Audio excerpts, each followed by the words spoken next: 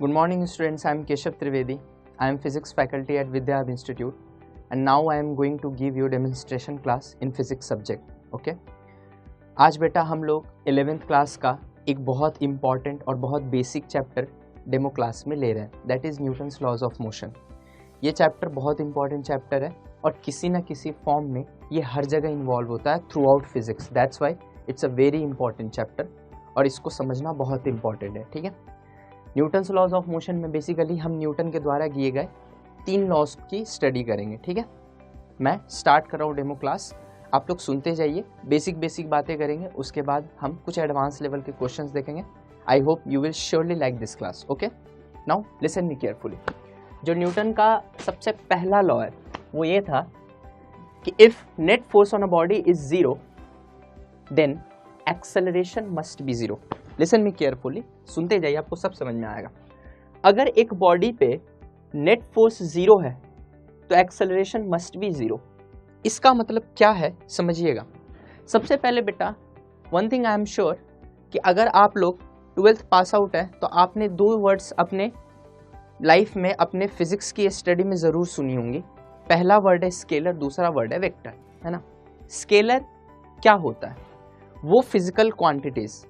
Sir physical quantities क्या होती हैं? फिजिकल क्वांटिटीज़ बेटा वो क्वांटिटी होती हैं जिन्हें हम मेज़र कर सकें और हमारे फिजिक्स की चीज़ों को डिफाइन और स्टडी करने में मदद करें। ठीक है, जैसे बेटा इमोशंस हम मेज़र नहीं कर सकते, कोई किसी से कितना प्यार करता है, कोई किसी से कितना नफरत करता है, किसी को किसी से कितना ज़्यादा जलन है, ये हम मेज़र नहीं कर सकते। तो these are not physical quantities. Okay, fortunately ये हमारे फिजिक्स में कहीं काम भी नहीं आता। ठीक है, लेकिन कोई बॉडी कितना चला है, डिस्टेंस ट्रेवल्ड, कितना डिस्प्लेसमेंट हुआ है, उसकी क्या वेलोसिटी है, एक्सेलरेशन है, और ऐसे कई सारे फिजिकल क्वांटिटीज़ हैं। ठीक है, कुछ फंडामेंटल क्वांटिटीज़ है, बेसिकली 7 फंडामेंटल क्वांटिटीज़ है, बाकी सारी इन्हीं से डेराइव होके निकली हैं। ठीक है, फिजिकल क्वांटिटीज़ वो क्वांटिटीज़ है जो हमें फिजिक्स को पढ़ने में मदद करे और जिन्हें हम मेज़र कर सके, जिन्हें मेज़र करना पॉसिबल हो। ठीक है, उन्हें फिजिकल क्वांटिटीज़ कहते हैं। ठीक है, फिजिकल क्वांटिटीज़ बेटा 2 तरीके की होती हैं, एक होता है स्केलर, दूसरा होता है वेक्टर। स्केलर क्वांटिटी बेटा वो क्वांटिटी होती है जिनमें सिर्फ और सिर्फ मैग्नीट्यूड होती है। जैसे अगर मैं तुमसे मास पूछूं कि इस फलाने बॉडी का मास क्या है, मान लो इसका मास मैं पूछूं तो तुम बोलोगे बेटा इसका मास मान लीजिए सर 50 ग्राम है। तो इसमें जो 50 है वो नंबर है, ग्राम जो है वो यूनिट है, और 50 ग्राम साथ में मिलके क्या है, 50 ग्राम साथ में मिलके मैग्नीट्यूड ऑफ मास है। इसके मास का कोई डायरेक्शन नहीं है, मास का कभी कोई डायरेक्शन नहीं होता है ना। तो इन क्वांटिटीज़ को स्केलर कहते हैं। ठीक है, टाइम का भी कोई डायरेक्शन नहीं होता, ठीक उसी तरह टाइम भी स्केलर क्वांटिटी है। ठीक है, लेकिन एक क्वांटिटी होता है वेक्टर। वेक्टर वो क्वांटिटी होते हैं बेटा जिनमें मैग्नीट्यूड के साथ ही साथ डायरेक्शन भी इम्पॉर्टेंट हो। उन दोनों को साथ में लेके जो चीज़ चलती है उसको वेक्टर क्वांटिटी कहते हैं। ठीक है, फोर्स हमारा वेक्टर क्वांटिटी, क्यों? क्योंकि फोर्स का कुछ ना कुछ मैग्नीट्यूड भी होता है और कुछ ना कुछ डायरेक्शन भी होता है। फोर्स क्या होता है? Basically force is a kind of push और पुल। किसी भी तरह का बेटा धक्का या खिंचाव जो होता है उसे फोर्स कहते हैं। ठीक है, और फोर्स में मैग्नीट्यूड और डायरेक्शन दोनों ही चीज़ें प्रेजेंट होती है। ठीक है, ऑब्वियस सी बात है, अगर मैं किसी को धक्का मारूंगा तो उसका कुछ ना कुछ डायरेक्शन भी रहा होगा, है ना। तो फोर्स में दोनों चीज़ें होती हैं, मैग्नीट्यूड और डायरेक्शन दोनों। ठीक है, अगर मैं कह रहा हूँ नेट फोर्स, तो नेट फोर्स का मतलब आप क्या समझते हैं? चूंकि फोर्स एक वेक्टर क्वांटिटी है इसलिए उसको सिंपली अपन ऐड नहीं कर सकते। फोर्स के साथ 2 + 2 4 नहीं कर सकते। 2 + 2 4 भी हो सकता है बेटा, 2 + 2 2√2 भी हो सकता है, 2 + 2 -0 2 + 2 0 भी हो सकता है, और 2 + 2 ऐसे कई वैल्यूज ले सकता है डिपेंडिंग अपॉन वेक्टर के बीच का एंगल कितना है। इसीलिए वेक्टर को पढ़ने के लिए एक सेपरेट फिजिक्स में मैथ्स के चैप्टर को इन्वॉल्व किया गया है, दैट इज वेक्टर। ठीक है, वेक्टर एक आपने चैप्टर ही सुना होगा मैथ्स में जिसमें हम कुछ लॉज पढ़ते हैं। वेक्टर को हम सिंपली ऐड सब्सट्रैक्ट मल्टीप्लाई नहीं कर सकते, उनके अपने लॉज हैं, उसको अपन वेक्टर अलजेब्रा में पढ़ते हैं। ठीक है, अब ध्यान से सुनते जाइएगा। आई होप आपको वेक्टर्स को ऐड करने आता होगा। ठीक है, आपने 11th क्लास के पहली चैप्टर में ही वेक्टर पढ़ा होगा और उसमें अपने वेक्टर को ऐड किया होगा। वेक्टर को कंपोनेंट्स में भी तोड़ के ऐड किया जा सकता है, डायरेक्ट फार्मूलाज भी हैं, √a² + b² + 2ab cos theta, ये सारे रिजल्टेंट के फार्मूला आपने ज़रूर सुना होगा। खैर वो सारी चीज़ें वेक्टर की थी। यहाँ पे नेट फोर्स का मतलब क्या है, पहले इस बात पे कंसंट्रेट करते हैं। बेटा अगर एक बॉडी है तो एक बॉडी पे एक ही समय में हो सकता है एक फोर्स भी लग रहा हो और एक से ज़्यादा फोर्स भी लग रहा हो। जैसे अगर मैं इस पेन को यहाँ से छोड़ दूँ तो ये पेन नीचे गिर जाएगा।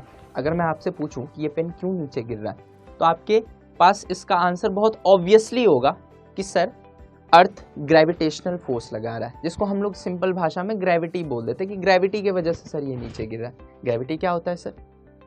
मास है, अर्थ एक मास है, बहुत बड़ा मास है, इसमें भी कुछ ना कुछ मास है।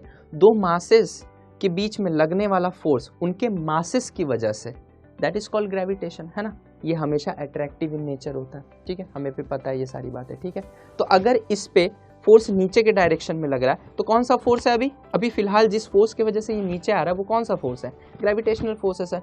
एक लौता वही फोर्स है इसके ऊपर, ठीक है। एयर रेजिस्टेंस को हम नेग्लेक्ट करके बात कर रहे हैं, ठीक है। तो एक लौता वही फोर्स है जो इसके ऊपर लग रहा है, जिसके वजह से ये नीचे आ रहा है, एक तरीके का खिंचाव है ना, जिसके वजह से ये नीचे आ रहा है ना। अगर मैं बोलूं कि अब क्यों नहीं नीचे गिर रहा, मेरे हाथ में अब क्यों नीचे नहीं गिर रहा, अभी भी ग्रेविटी तो लग रही होगी लेकिन अब तो ये नीचे नहीं आ रही, क्या आप सोच सकते हैं कि ये नीचे क्यों नहीं आ रही?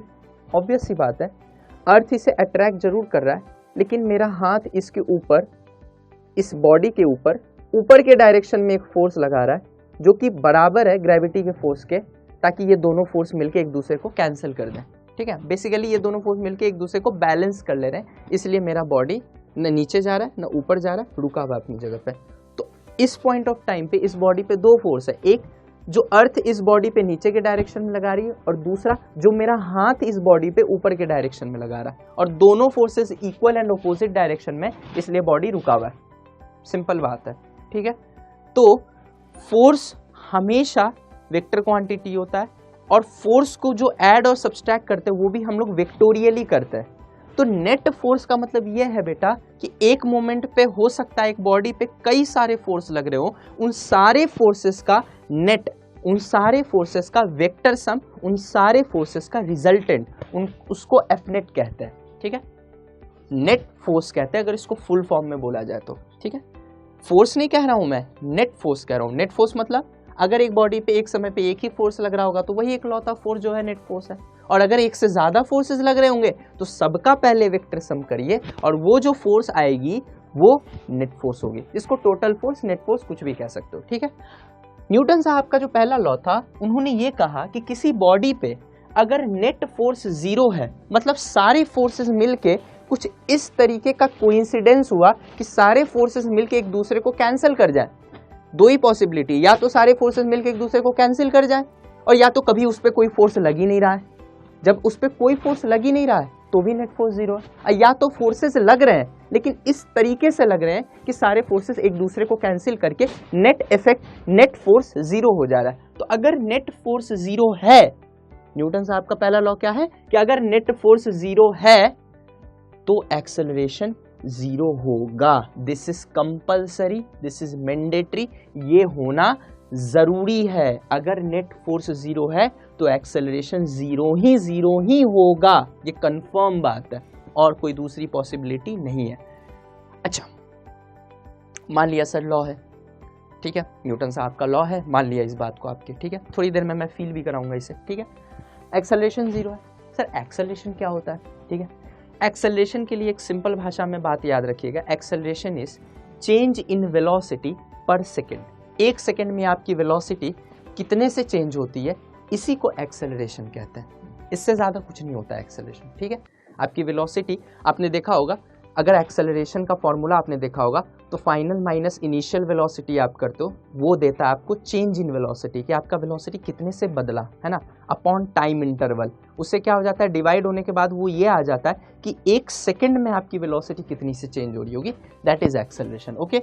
तो उन्होंने ये बोला कि अगर नेट फोर्स जीरो तो एक्सेलरेशन जीरो होगा। अब एक्सेलरेशन क्या होता है भाई, तो change in velocity upon time interval, है ना, छोटा सा चेंज इन वेलोसिटी अपॉन छोटा सा टाइम इंटरवल। क्यों? क्योंकि यहाँ डी लिखा हुआ है, ठीक है। डी मतलब क्या होता है, इनफाइनाइटेसिमली स्मॉल, मतलब बहुत छोटा सा वेलोसिटी में चेंज अपॉन बहुत छोटा time interval gives you acceleration. ये इंस्टेंटेनियस डिफाइन किया इसलिए ऐसे। अगर यही एवरेज एक्सेलरेशन डिफाइन कर रहा होता तो ये हो सकता है एक बड़े टाइम इंटरवल में भी वह ले सकता था, तो ये delta we upon delta time होता बेटा, and that is average acceleration and average acceleration is 0। चाहे एवरेज हो चाहे इंस्टेंटेनियस हो, अभी ये पॉइंट ऑफ डिस्कशन नहीं है।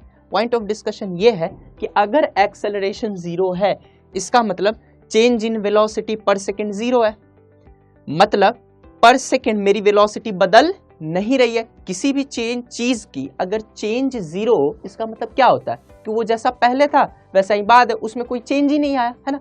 तो change in velocity per unit time अगर 0 है, इसका मतलब ये है कि मेरा वेलोसिटी बदल ही नहीं रही, चेंज इन वेलोसिटी 0 है ना। और अगर चेंज इन वेलोसिटी 0 है, इसका मतलब ये है कि मेरा वेलोसिटी कांस्टेंट है, मेरी वेलोसिटी कांस्टेंट। कोई भी चीज अगर बदल नहीं रही है समय के साथ, यानी वो कांस्टेंट है, वो फिक्स है, उसमें कोई भी बदलाव नहीं आ रहा है, ठीक है। अच्छा सर, मुझे ये भी पता है, मुझे ये भी आता है कि वेलोसिटी भी एक वेक्टर क्वांटिटी है, इसमें भी मैग्नीट्यूड और डायरेक्शन दोनों चीज़ें होती हैं।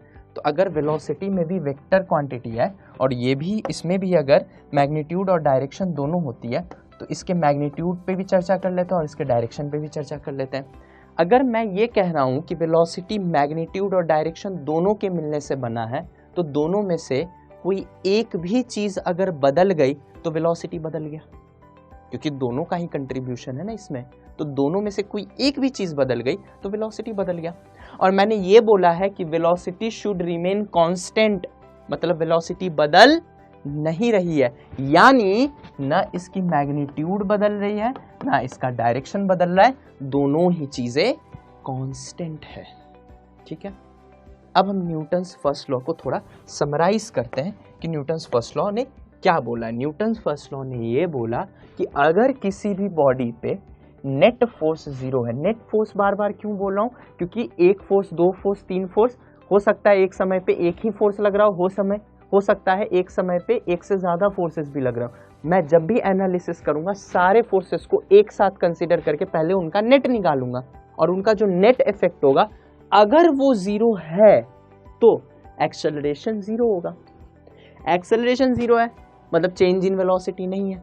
अगर चेंज इन वेलोसिटी नहीं है यानी वेलोसिटी कांस्टेंट है, और अगर वेलोसिटी कांस्टेंट है यानी वेलोसिटी का मैग्नीट्यूड भी कांस्टेंट है और डायरेक्शन भी कांस्टेंट है। तो अगर मैं डायरेक्ट इस लाइन को इस लाइन से रिलेट करूं तो ये कहना चाह रहा है कि अगर किसी बॉडी पे सारे फोर्सेस का वेक्टर सम 0 है, सारे फोर्सेस का नेट इफेक्ट 0 है, तो ना उसका वेलोसिटी का मैग्नीट्यूड चेंज कर रहा होगा ना उसकी वेलोसिटी का डायरेक्शन चेंज कर रहा होगा। ये है न्यूटन्स फर्स्ट लॉ। इसको जनरल लैंग्वेज में समझने की कोशिश करते हैं, ठीक है। मान लीजिए एक बॉडी रखा हुआ है, रुका हुआ है, वो चुपचाप बैठा हुआ है, ठीक है। दो ही ऑप्शन है, या तो उस पर कोई फोर्स नहीं लगा रहा, ठीक है, तो वो रेस्ट पे है, तो वो रेस्ट पे ही रहेगा। क्यों? क्योंकि अगर वो रेस्ट पे है तो उसकी वेलोसिटी कितनी है, 0 मीटर पर सेकेंड, है ना, 0 है वेलोसिटी। अगर वो रेस्ट पे है तो रेस्ट पे ही रहेगा। क्यों रेस्ट पे ही रहेगा? क्योंकि कोई फोर्स तो लग नहीं रहा है, तो नेट फोर्स 0 है। अगर नेट फोर्स 0 है तो एक्सेलरेशन 0 होना चाहिए। अगर एक्सेलरेशन 0 है यानी चेंज इन वेलोसिटी 0 है, यानी वेलोसिटी में कोई बदलाव नहीं आएगा, यानी जो पहले था वेलोसिटी वही थोड़ी देर बाद भी दिखेगा। पहले वेलोसिटी 0 थी क्योंकि रुका हुआ था, तो बाद में भी वेलोसिटी 0 होगी क्योंकि बाद में भी रुका रहेगा। यस और नो? तो जो चीज रुकी हुई है वो रुका रहेगा। इसी चीज को गैलीलियोज लॉ ऑफ इनर्शिया में पढ़ते हैं हम लोग, ठीक है। ये जो प्रॉपर्टी है बेटा, जिसके वजह से एक बॉडी जो रुकी हुई है वो रुकी ही रहना चाहती है, अपने आप चलना शुरू नहीं कर देती जब तक कि बाहर से एक फोर्स ना लगाओ। इसी प्रॉपर्टी को तो इनर्शिया कहते हैं, सुना होगा आपने, है ना। तो अगर कोई बॉडी रुकी हुई है तो वो रुकी ही रहना चाहिए। क्यों? क्योंकि फोर्स लग नहीं रहा है तो वेलोसिटी में चेंज आएगा नहीं, और वेलोसिटी में चेंज आएगा नहीं तो पहले रुकी हुई थी, पहले वेलोसिटी 0 थी, तो बाद में भी क्या होगी, बदल तो रही नहीं है, तो बाद में भी वेलोसिटी 0 होगी। मतलब पहले भी रुकी हुई थी तो बाद में भी रुकी रहेगी, ठीक है। अच्छा, मान लो कोई बॉडी चल रही है, किसी वेलोसिटी से चल रही है। अब वेलोसिटी बोल रहा हूं तो कुछ ना कुछ मैग्नीट्यूड होगा और कुछ ना कुछ डायरेक्शन भी होगा। मतलब मान लो अगर मैं बोलूं मैं इधर की तरफ चल रहा हूं तो मेरी वेलोसिटी का कुछ ना कुछ मैग्नीट्यूड भी है और कुछ ना कुछ डायरेक्शन भी है। डायरेक्शन क्या है भाई? लेफ्ट टू राइट है ना। अभी ये डायरेक्शन ये है, ठीक है। और मैग्नीट्यूड कुछ ना कुछ होगी, जो भी मेरी स्पीड रही होगी वो मेरी वेलोसिटी की मैग्नीट्यूड है फिलहाल, ठीक है। और डायरेक्शन इस डायरेक्शन में, ठीक है। अब समझिएगा, मैं मोशन कर रहा हूं, मेरे ऊपर मान के चलिए अभी फिलहाल कोई फोर्स नहीं लग रहा। एक सेकंड के लिए एज्यूम कर लीजिए, ठीक है, कि मेरे ऊपर कोई फोर्स नहीं लगा, तो जो मेरी वेलोसिटी का मैग्नीट्यूड है वही रहेगा, और जो मेरा डायरेक्शन है वही डायरेक्शन रहेगा, ना मैग्नीट्यूड चेंज होगा ना डायरेक्शन चेंज होगा, जब तक कि कोई फोर्स मेरे ऊपर ना लगे। यही तो बोल रहे न्यूटन्स लॉ। और सही बात है भाई, अगर मैं इस डायरेक्शन में चल रहा हूँ, कोई किसी ने मुझे पीछे से धक्का मारा तो मेरी स्पीड बढ़ जाएगी। देखो स्पीड में चेंज आया ना, वेलोसिटी के मैग्नीट्यूड में चेंज आया ना। अगर किसी ने मुझे सामने से धक्का मारा तो मेरी स्पीड घट जाएगी, मेरे वेलोसिटी के मैग्नीट्यूड में चेंज आया ना। मान लो किसी ने मुझे साइड से धक्का मारा, एकदम 90 डिग्री बना के यहाँ से साइड से ऐसे करके धक्का मारा, तो हो सकता है मेरा मैग्नीट्यूड चेंज ना हो बट मेरा डायरेक्शन ऐसे घूम जाएगा, तो डायरेक्शन चेंज हुआ ना। ठीक है, ये इनर्शिया ऑफ मोशन, ये इनर्शिया ऑफ डायरेक्शन, और इससे पहले जो बोला था इनर्शिया ऑफ रेस्ट। इनर्शिया 3 तरह के होते हैं, जो रेस्ट पे है वो रेस्ट पे रहना चाहता है, जो एक पर्टिकुलर स्पीड से चल रहा है वो उसी पर्टिकुलर स्पीड से स्ट्रेट लाइन पे चलता रहेगा। ठीक है, और जो किसी स्पीड से चल रहा है अपने आप डायरेक्शन चेंज नहीं करना चाहेगा, तो ये जो अपने आप स्पीड चेंज नहीं करना चाह रहा है, अपने आप डायरेक्शन चेंज नहीं करना चाह रहा है, अपने आप रेस्ट से मोशन में नहीं आना चाह रहा है, ये क्या है? अपने आप मोशन में नहीं आना चाह रहा है, इनर्शिया ऑफ रेस्ट। अगर मोशन में है तो अपने आप स्पीड चेंज नहीं करना चाह रहा है, इनर्शिया ऑफ मोशन है। किसी पर्टिकुलर डायरेक्शन में चल रहा है तो अपने आप डायरेक्शन चेंज नहीं करना चाह रहा है, इनर्शिया ऑफ डायरेक्शन है बेटा।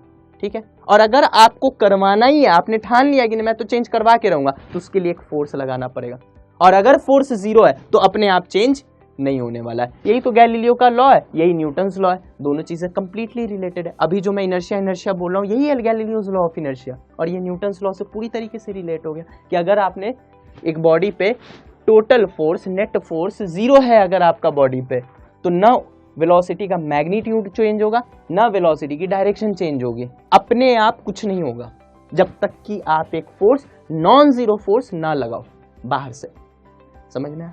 ठीक है, तो नेट फोर्स अगर 0 है, नेट एक्सटर्नल फोर्स अगर 0 है, तो वेलोसिटी का ना मैग्नीट्यूड चेंज होगा ना डायरेक्शन चेंज होगा, दोनों ही चीजें कांस्टेंट रहेंगी। और अगर आपको चेंज करना है तो net force, net external force आपको नॉन जीरो करना पड़ेगा। जैसे ही आपने net external force non zero कर दिया, बॉडी का मैग्नीट्यूड, बॉडी के वेलोसिटी का मैग्नीट्यूड भी चेंज होगा, डायरेक्शन भी चेंज होगा, दोनों में से कोई एक भी चेंज होगा, हो सकता है दोनों ही चेंज हो जाए, depending upon the various conditions that we will take on in chapter. Okay, चलिए सेकेंड लॉ पे आते हैं। ठीक है, फोर्स के बारे में हमें विजन एक क्लियर हो गया कि फोर्स एक तरह का धक्का है जो हमारे वेलोसिटी के मैग्नीट्यूड या डायरेक्शन या दोनों को ही चेंज कराता है, या तो ये या तो ये या दोनों, तीनों में से कोई एक कंडीशन होगा। ठीक है, फोर्स एक ऐसा धक्का है जो मेरे वेलोसिटी का मैग्नीट्यूड, डायरेक्शन या दोनों को चेंज कराता है। और अगर मेरा फोर्स नहीं है, अगर मेरा फोर्स नहीं है तो ना मैग्नीट्यूड चेंज होगा ना डायरेक्शन चेंज होगा।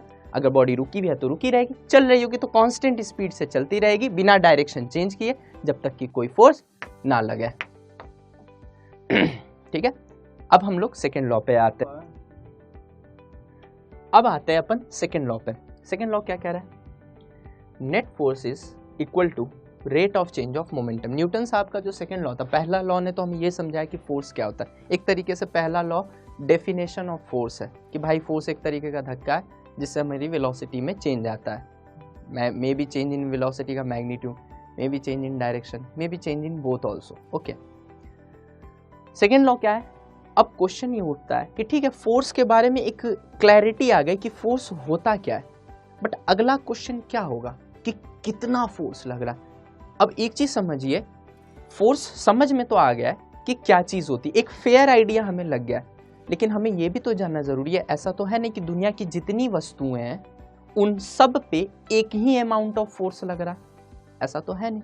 किसी बॉडी पे ज्यादा लग रहा है, किसी बॉडी पे कम लग रहा है, कारण भी अलग अलग है, किसी पे फोर्स का कारण कुछ और है, किसी पे फोर्स का कारण कुछ और है। ब्रॉडली ये 4 कैटेगरी में बांटे गए। ठीक है, एक strong force, weak force, gravitational force, और उसके अलावा एक है इलेक्ट्रोमैग्नेटिक फोर्स। ये 4 कैटेगरी में बांटे गए, gravitational, electromagnetic, strong nuclear forces, weak nuclear forces. सारे दुनिया के, इस संसार के जितने भी फोर्स हैं, इन चारों में से किसी एक कैटेगरी में लाई करते हैं। ठीक है, खैर वो सारी चीज़ें अपन टाइप ऑफ फोर्स में जब अपन रेगुलर क्लास में आएंगे वहाँ देखेंगे, ये डेमोन्स्ट्रेशन क्लास है। खैर हम अपने पॉइंट पे आते हैं। ठीक है, किसी भी बॉडी पे, कोई भी बॉडी आप उठा लो, ठीक है, उन सब पे जो फोर्स लग रहा है, सारे बॉडीज पे इक्वल अमाउंट ऑफ फोर्स लगा रहे हैं क्या? नहीं, कोई किसी पे ज्यादा फोर्स लगा रहा है, कोई किसी पे कम फोर्स लगा रहा है, फोर्स के कारण भी अलग अलग डिफरेंट टाइप ऑफ फोर्सेस है ना। ठीक है, तो अब अगला क्वेश्चन क्या होगा कि कितना लग रहा है, ज्यादा तो कितना ज्यादा, कम तो कितना कम, नंबर्स में डिफाइन करना है ना। तो सेकेंड लॉ जो है ये क्वांटिटेटिव एनालिसिस है फोर्स का। क्वांटिटेटिव एनालिसिस मतलब जो क्वांटिटी बताए कि कितना लग रहा है, ठीक है। अब इस क्वेश्चन को एड्रेस करते हैं। तो सेकंड लॉ में न्यूटन साहब ने बोला कि नेट फोर्स जो है वो rate of change of momentum के बराबर होता है। Rate of change of momentum मतलब चेंज इन मोमेंटम पर सेकेंड, ठीक है।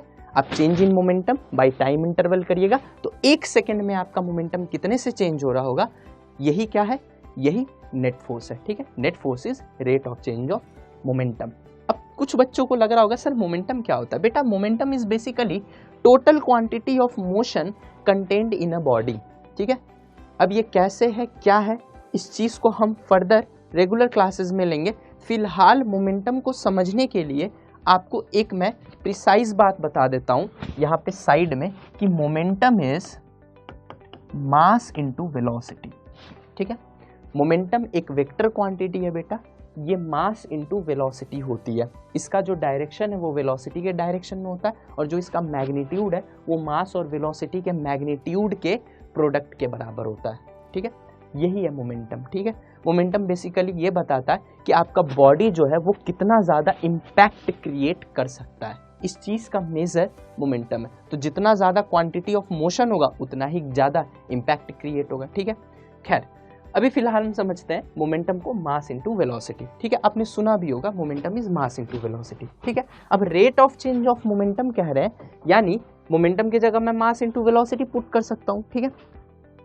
एक बात याद रखिएगा, पूरे मैकेनिक्स में हम मास को कांस्टेंट मान के चलते हैं, ठीक है। कहीं ऐसा नहीं पढ़ा होगा आपने कि 5 kg का एक बॉल फेंका, थोड़ी देर बाद जाके वो 3 kg का हो गया, 2 kg मास लॉस हो गया, ठीक है। ऐसा नहीं होता बेटा, ठीक है। तो चूंकि हर जगह हम जनरली मास को कांस्टेंट मानते हैं, वैसे कुछ प्रॉब्लम्स हैं जैसे फ्लाइट के प्रॉब्लम्स है या पाइप में बहता हुआ पानी का प्रॉब्लम है, वहाँ पे हम मास को वेरिएबल मानेंगे, वेलोसिटी को कांस्टेंट मानेंगे, उसमें केस थोड़ा डिफरेंट हो जाता है। लेकिन हम जनरली बात कर रहे हैं, जनरल बातों में मास को हम लोग कांस्टेंट मानते हैं मैकेनिक्स में, ठीक है। तो अगर मास कांस्टेंट है तो कांस्टेंट चीजें डिफरेंशिएशन से बाहर आ जाती हैं, ये तो सबको पता है ना। तो जो कांस्टेंट है उसे बाहर निकाल लो, तो मास बाहर आ गया तो ये बच गया dv/dt। ये देखी देखी चीज लग रही होगी, हाँ बिल्कुल, ये तो एक्सेलरेशन है, इसको तो एक्सेलरेशन कहते थे, change in velocity upon time, है ना। तो ये देखिए change in velocity upon time that is acceleration. तो आपका जो फॉर्मूला है वो आ गया है, वो आ चुका है, net force is equal to mass into acceleration. इसमें याद रखिए कि हमने मास को कांस्टेंट ट्रीट किया है, तभी तक ये फॉर्मूला वैलिड है। जैसे ही मास वेरिएबल हो जाता तो ये फॉर्मूला इनवैलिड हो जाता है, ठीक है। क्या होगा वो अपन उसके कुछ प्रॉब्लम्स हम लोग ले लेंगे लेटर ऑन, बट अभी फिलहाल आप इतना ही समझिए कि नेट फोर्स जो होता है वो मास इनटू एक्सेलरेशन होता है और मास शुड बी कांस्टेंट। अच्छा, यहाँ भी बार बार मैं नेट फोर्स बोल रहा हूँ, क्यों? क्योंकि ऑब्वियस सी बात है कि एक समय पे एक फोर्स भी लग सकता है, एक से ज़्यादा फोर्सेस भी लग सकते हैं, ठीक है। इन सब का जो कंबाइंड इफेक्ट होगा, जो टोटल नेट फोर्स होगा, वो मास इनटू एक्सेलरेशन होता है, ठीक है। ये नहीं कि इंडिविजुअल किसी फोर्स को उठा के हम एम में लगाने लग गए, गलत हो जाएगा। सारे फोर्सेस को पहले वेक्टोरियली सम निकालना है, वो जो नेट आएगा ना, वो जो रिजल्टेंट आएगा, वो मास into acceleration of the body के बराबर होगा, ठीक है। चलिए अब आते हैं थर्ड लॉ पे। थर्ड लॉ क्या है भाई?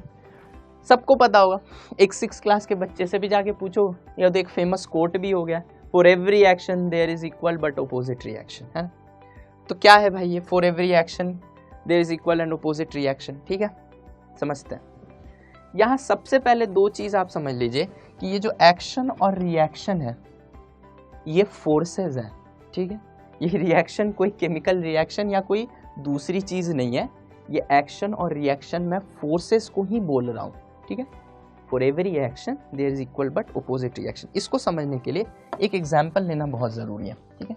मान लीजिए ये हमारी धरती माता है, ठीक है, और ये एक ब्लॉक है ए और ये एक दूसरा ब्लॉक है बी, ठीक है। मान लीजिए किसी प्रकार, ठीक है, ए बी को धक्का मार रहा है, ठीक है। तो ए ने जो बी पे फोर्स लगाया है उसे एक्शन कह दीजिए, ठीक है, क्योंकि action and reaction are forces, ठीक है। तो ए ने जो बी पे फोर्स लगाया उसको मैं एक्शन कह रहा हूं। तो न्यूटन्स थर्ड लॉ के अनुसार, न्यूटन का जो तीसरा लॉ है उसके अनुसार बी भी ए पे एक धक्का लगाएगा जिसका मैग्नीट्यूड उतना ही होगा जितना ए ने बी को लगाया, मतलब ए ने बी पे जो फोर्स लगाया है उस फोर्स का जो मैग्नीट्यूड है उतना ही मैग्नीट्यूड होगा जो बी ए पे फोर्स लगाएगा उसका। ठीक है, तो magnitude will be equal but direction will be opposite. ठीक है, तो बी भी अगर ए पे मैं पूछूं बी ए पे कितना फोर्स लगाएगा तो बी ए पे एफ फोर्स लगाएगा which is equal in magnitude. ये एफ है तो ये भी एफ है, कोई भी डेटा ले लो, 5 न्यूटन 10 न्यूटन कुछ भी ले लो। तो अगर ए बी पे 10 न्यूटन का फोर्स लगा रहा होगा तो बी भी ए पे 10 न्यूटन का फोर्स लगा रहा होगा। अंतर क्या है? Action reaction. मान लीजिए मैं इसको एक्शन कह रहा हूँ, इसको रिएक्शन कह रहा हूँ। ठीक है, तो एक्शन जितना है उतना ही रिएक्शन है, बट द अंतर इज कि इन दोनों का डायरेक्शन ऑपोजिट है, सेम नहीं है, ऑपोजिट डायरेक्शन में लगा है। तो for every action there is equal, what is equal? Magnitude is equal but opposite. What is opposite? Direction is opposite, तो there is equal but opposite reaction. ठीक है, ये है न्यूटन का तीसरा लॉ।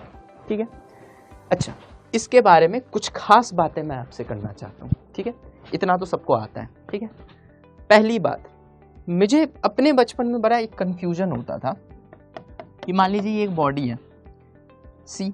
ठीक है, मान लीजिए उसके ऊपर मैंने 2 फोर्सेस लगाई, ये भी इक्वल एंड अपोजिट फोर्सेस हैं। बताइए ये बॉडी चलेगी या रुकी रहेगी? क्योंकि दिमाग में आ रहा होगा सर ऑब्वियस ही बात है रुकी रहेगी।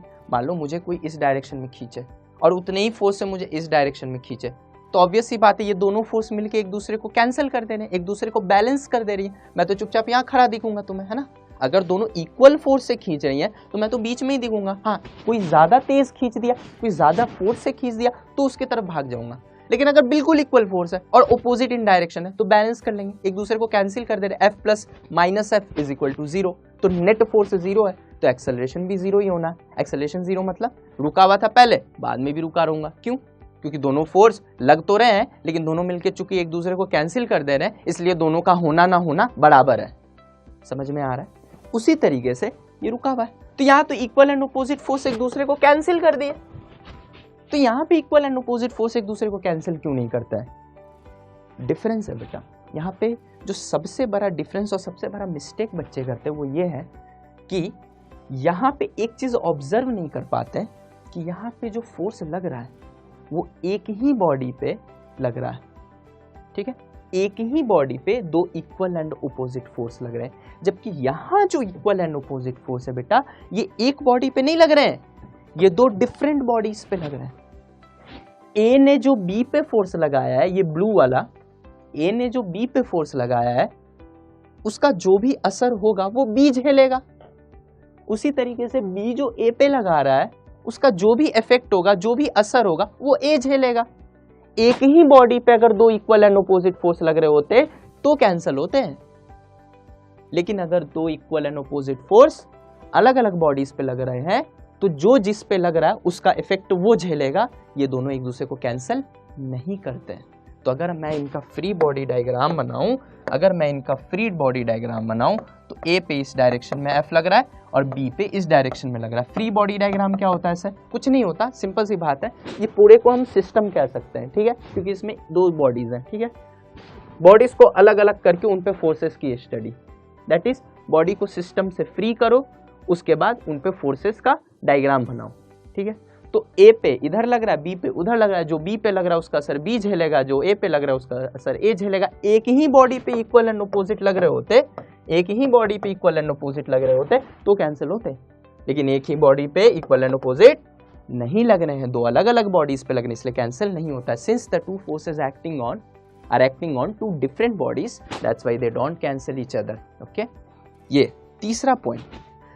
कुछ बच्चों को मिसकंसेप्शन ये होता है कि सर पहले तो एक्शन आएगा फिर रिएक्शन आएगा, है ना। लॉ सुनने में भी कुछ ऐसा लग रहा है कि पहले एक्शन आया फिर रिएक्शन आया, गलत है।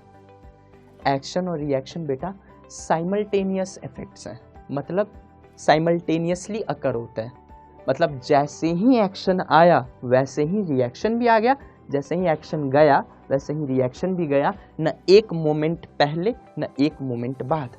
दोनों का जन्म साथ साथ होता है, दोनों की मृत्यु भी साथ साथ होती है। कहने का मतलब यह है कि द मोमेंट आपने एक्शन लगाना शुरू किया था उसी समय से रिएक्शन लगना शुरू हो गया था। और द मोमेंट आपने रिएक्शन विड्रॉ किया उसी समय रिएक्शन खत्म हो गया। इनफैक्ट मैं तो ये कह रहा हूँ आप इन दोनों में से किसी को भी एक्शन और किसी को भी रिएक्शन बोल सकते हो, उस चीज़ की भी परमिशन है। क्यों? दोनों साथ साथ आते हो, साथ साथ जाते हैं। तो action and reaction are simultaneous in nature. एक और इम्पॉर्टेंट पॉइंट, ठीक है, जब मैं नेचर ऑफ फोर्सेस पढ़ा दूंगा कि कितने तरीके के फोर्सेस होते हैं, different different types of force, अभी बताया था मैंने ब्रॉडली 4 कैटेगरी में बांटा गया, ठीक है, तो उसमें मैं different different nature of forces तुम्हें बताऊंगा, ठीक है।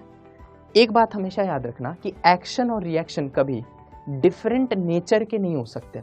वो उस टॉपिक की क्लैरिटी जब हम नेचर ऑफ फोर्सेस कर लेंगे तो आपको ज़्यादा आएगी, लेकिन फिलहाल अभी इस बात को दिमाग में डाल के रखिएगा कि कभी भी एक्शन रिएक्शन डिफरेंट नेचर के नहीं हो सकते, जब भी होंगे सेम नेचर के होंगे।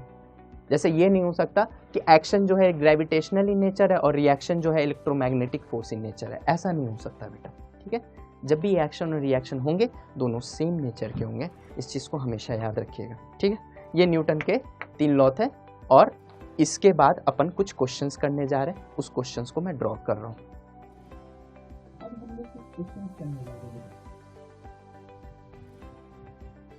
चलिए अब हम कुछ क्वेश्चंस करते हैं, ठीक है। ऑब्वियस सी बात है कि हमने न्यूटन के तीनों लॉ को देख लिया। पहला लॉ न्यूटन्स फर्स्ट लॉ के नाम से फेमस है। सेकेंड लॉ जो है वो हमें क्वांटिटेटिव एनालिसिस देता है, मतलब फोर्स कितना है, ठीक है, that is rate of change of momentum. Third law के बारे में अभी हमने सुन लिया, ठीक है। क्या आप सुना है? There for every action there is equal and opposite reaction. A ने बी पे अगर एफ फोर्स लगाया तो बी भी ए पे एफ फोर्स लगाएगा, ठीक है। किसी एक को एक्शन कह दो, किसी दूसरे को रिएक्शन कह सकते हो, ठीक है। इनके मैग्नीट्यूड्स इक्वल होते हैं, डायरेक्शन अपोजिट होती है, ठीक है। कैंसिल क्यों नहीं करते, बैलेंस क्यों नहीं करते? डिफरेंट डिफरेंट बॉडीज पे लग रही है, जिस पे जो लगता है उसका असर उस पे आता है, ठीक है। ये इस पे लगा रहा है, इसका असर ये झेले, ये इस पे लगा, इसका असर ये झेले। Since they are acting on 2 different bodies that's why they don't cancel each other, ठीक है। तीसरा पॉइंट, ये दोनों साथ ही साथ आते हैं और साथ ही साथ जाते हैं। और चौथा और बहुत इंपॉर्टेंट पॉइंट कि ये हमेशा सेम नेचर के होते हैं। ऐसा कभी पॉसिबल नहीं है कि एक्शन जो है, एक्शन वाला जो फोर्स है वो कोई और नेचर का हो और रिएक्शन वाला जो फोर्स है वो कोई और नेचर का हो, ठीक है।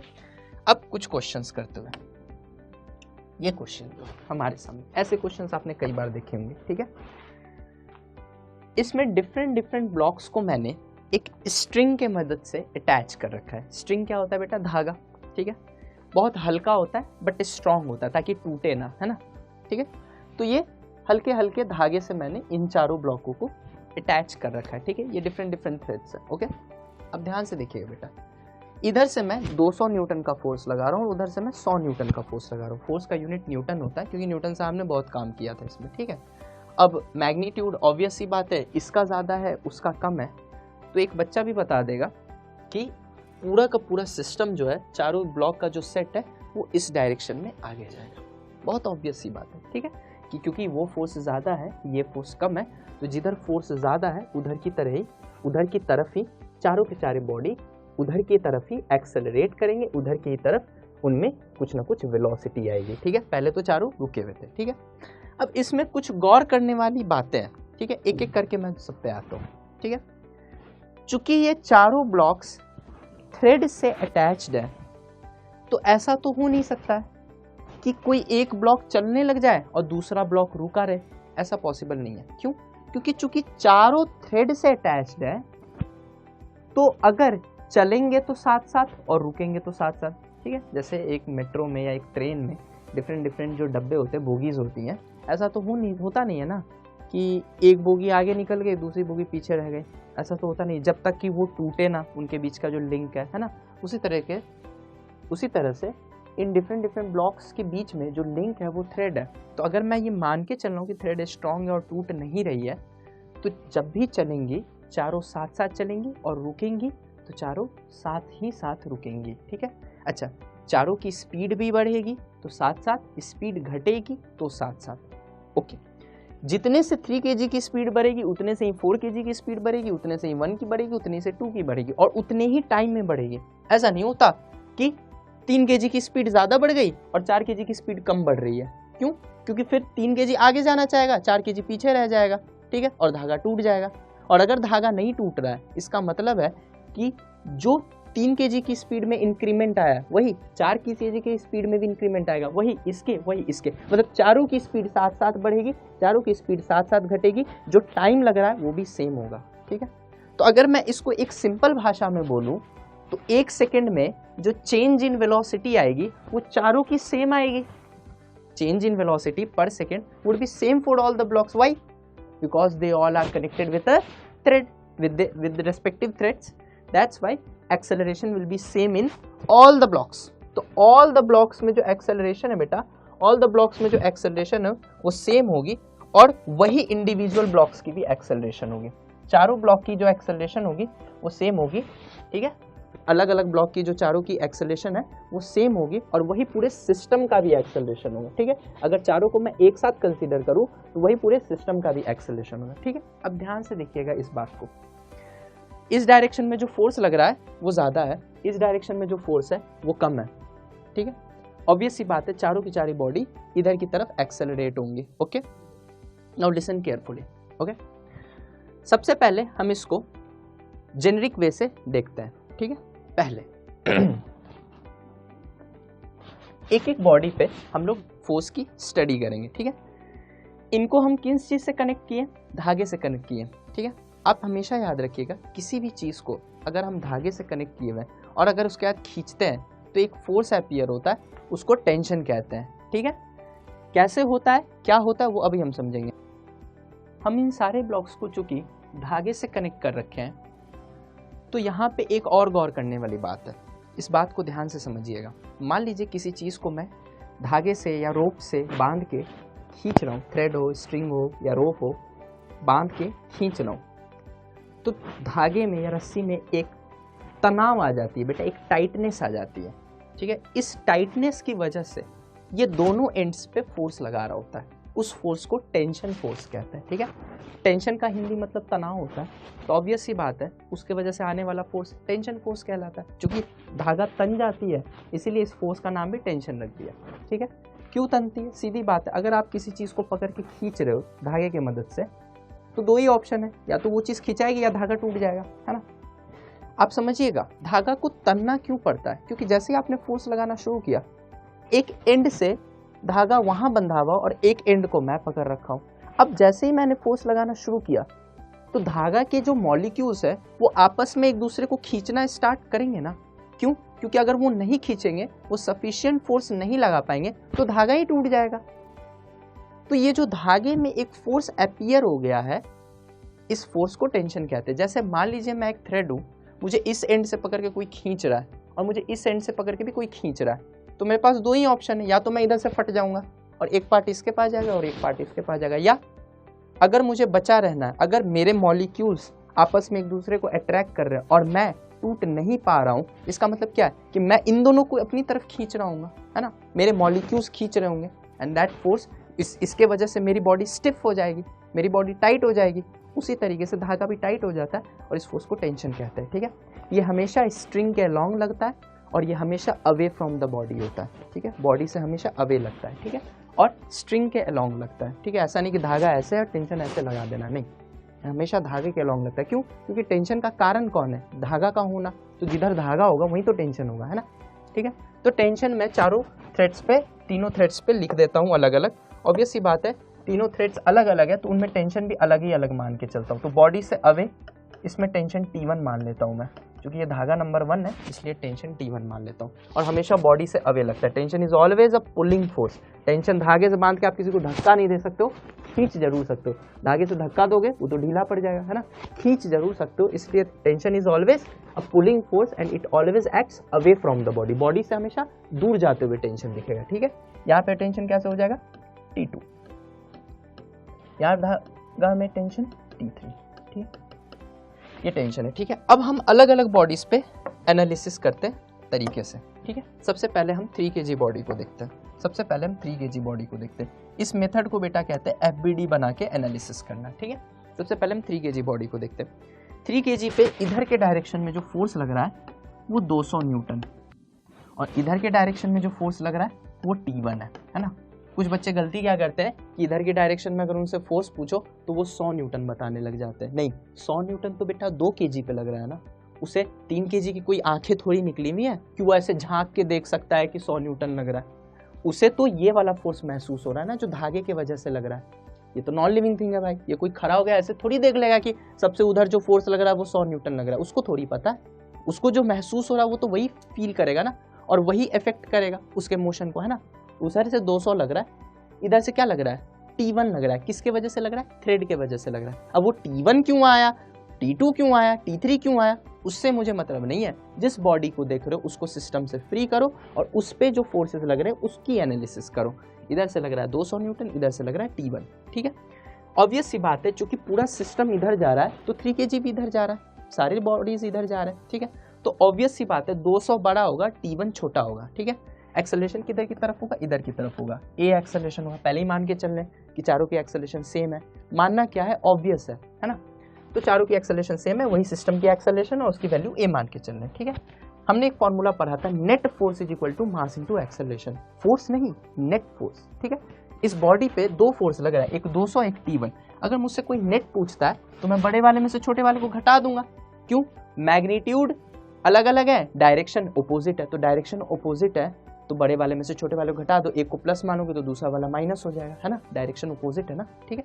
तो 200 माइनस T1, ठीक है, 200 माइनस T1, ठीक है। नेट फोर्स ये आ गया and that is equal to mass into acceleration 3a, ठीक है। उसी तरीके से करके अगर मैं 4 kg पे FBD लिखूं तो ध्यान से देखिए, अब बार बार अलग करने की जरूरत नहीं है। 4 kg को आप देखिए तो इधर और इधर इग्नोर कर दीजिए, सिर्फ 4 kg को देखिए तो इधर T1 लग रहा है और इधर T2 लग रहा है। ऑब्वियस सी बात है, T1 बड़ा होगा तभी तो 4 kg इधर की तरफ जा रहा है। तो T1 माइनस T2 होगा नेट फोर्स। तो जो दूसरा होगा वो होगा T1 minus T2, T1 minus T2 is equal to mass into acceleration. आप अलग से भी करके कर सकते थे, ठीक। अगर मैं 1 kg को देखो तो इधर इग्नोर कर दो और इधर इग्नोर कर दो, सिर्फ 1 kg को देखो, 1 kg को अलग लाओ। इधर T2 लग रहा है, इधर T3 लग रहा है, ठीक है।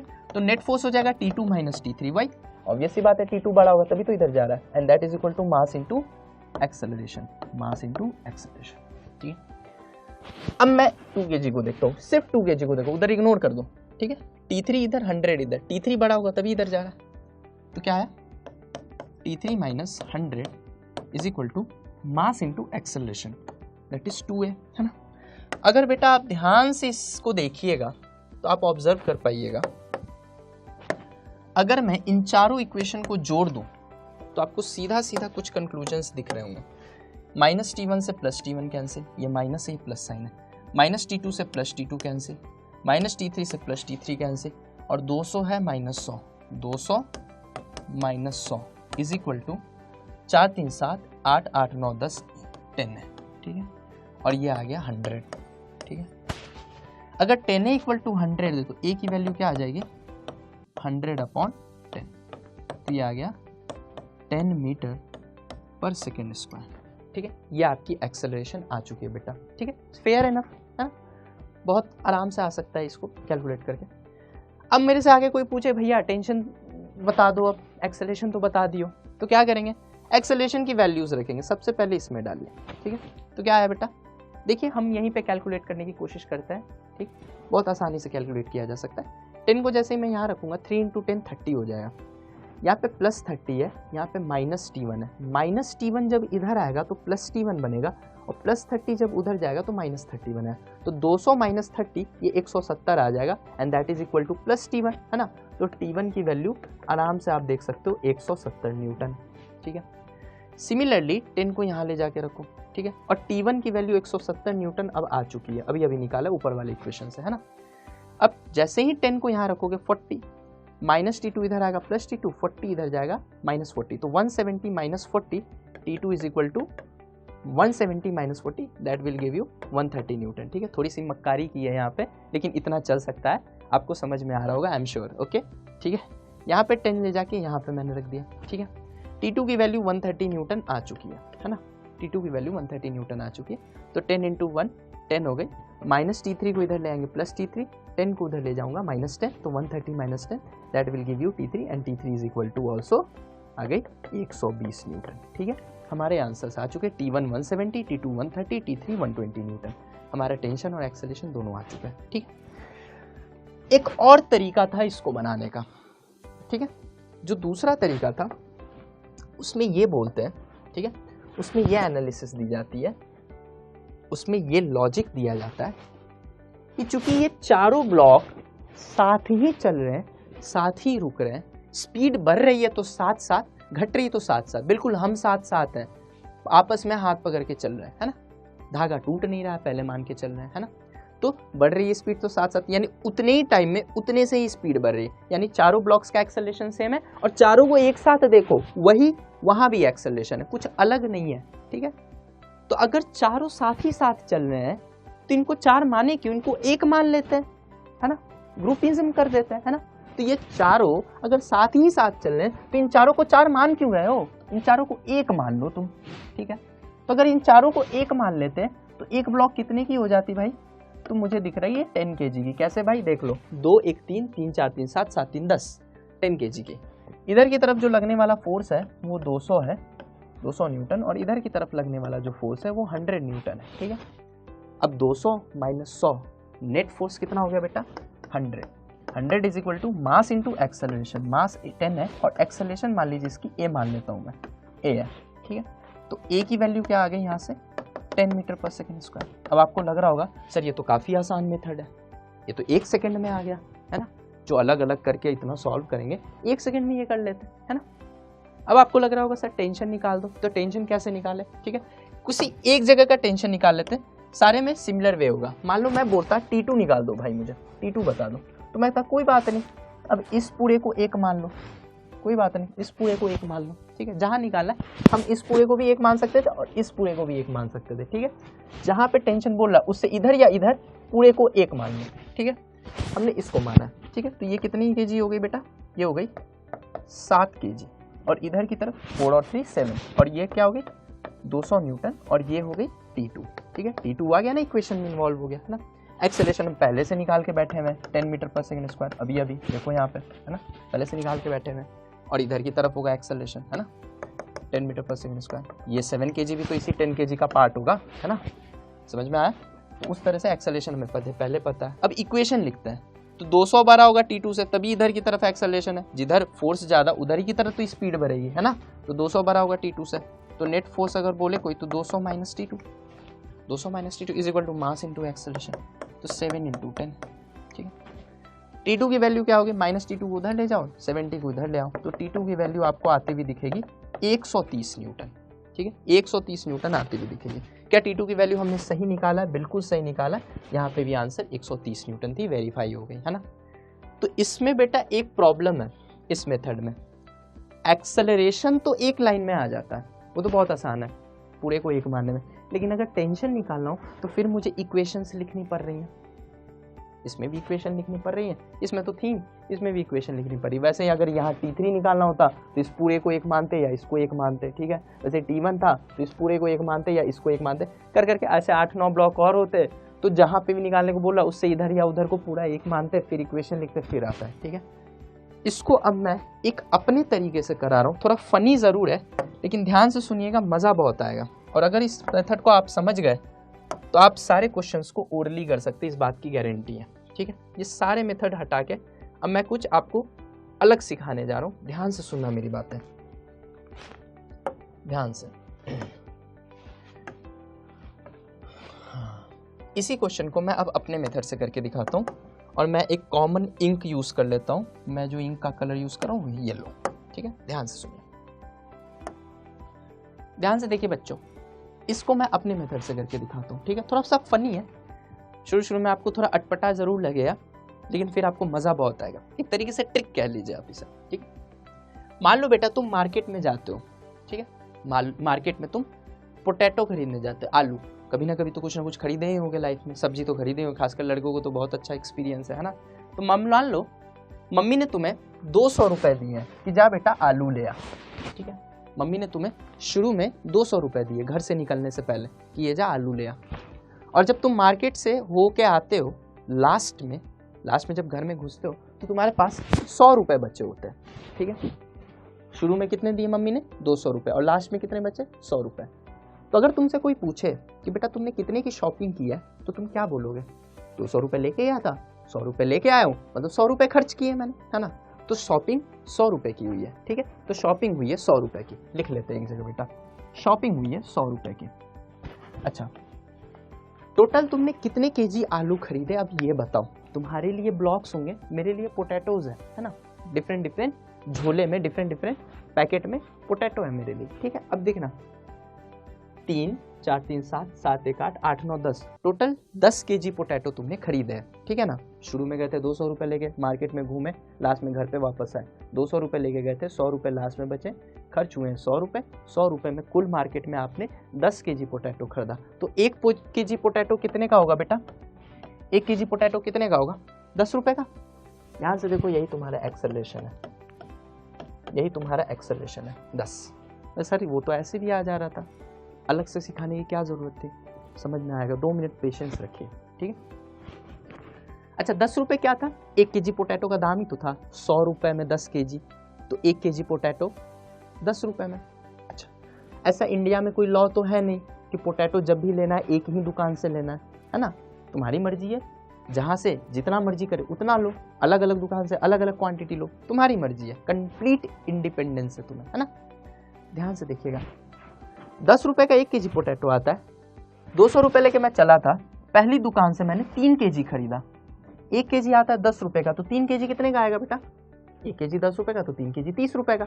200 रुपये लेके चला था, 30 रुपये खर्च हो गए क्योंकि 3 केजी पोटैटो लिया, तो बताओ यहाँ पे कितना बचा होगा, 170 रुपये बचे होंगे, बोलो। अब 170 रुपये लेके चल रहे थे, अगले दुकान से कितना खरीदा, 4 केजी, 1 केजी 10 रुपये का था, तो 4 केजी 40 रुपये का, तो 40 रुपये और खर्च हो गए होंगे। तो अगली बार जब 4 केजी पोटैटो खरीद के जब यहाँ पहुंचे, अगली दुकान में पहुंचने वाले, उससे पहले कितने रुपए बचे, 170 रुपये था, 1 केजी 10 रुपये का था, 4 केजी 40 रुपये का, तो 40 रुपये और घट गए, तो कितने बचे यहाँ पे कितने बचे होंगे आपके पास, 130 रुपये, ठीक है। अगले दुकान से 1 केजी पोटैटो ही खरीदा, नहीं समझ में आ रहा था, नहीं अच्छा लग रहा था, गंदा पोटैटो रखा, 1 ही केजी चुन पाए, ठीक है। 1 केजी पोटैटो 10 रुपये का आता है, तो कितने बचे होंगे यहाँ पे अब, 120 रुपये, ठीक है।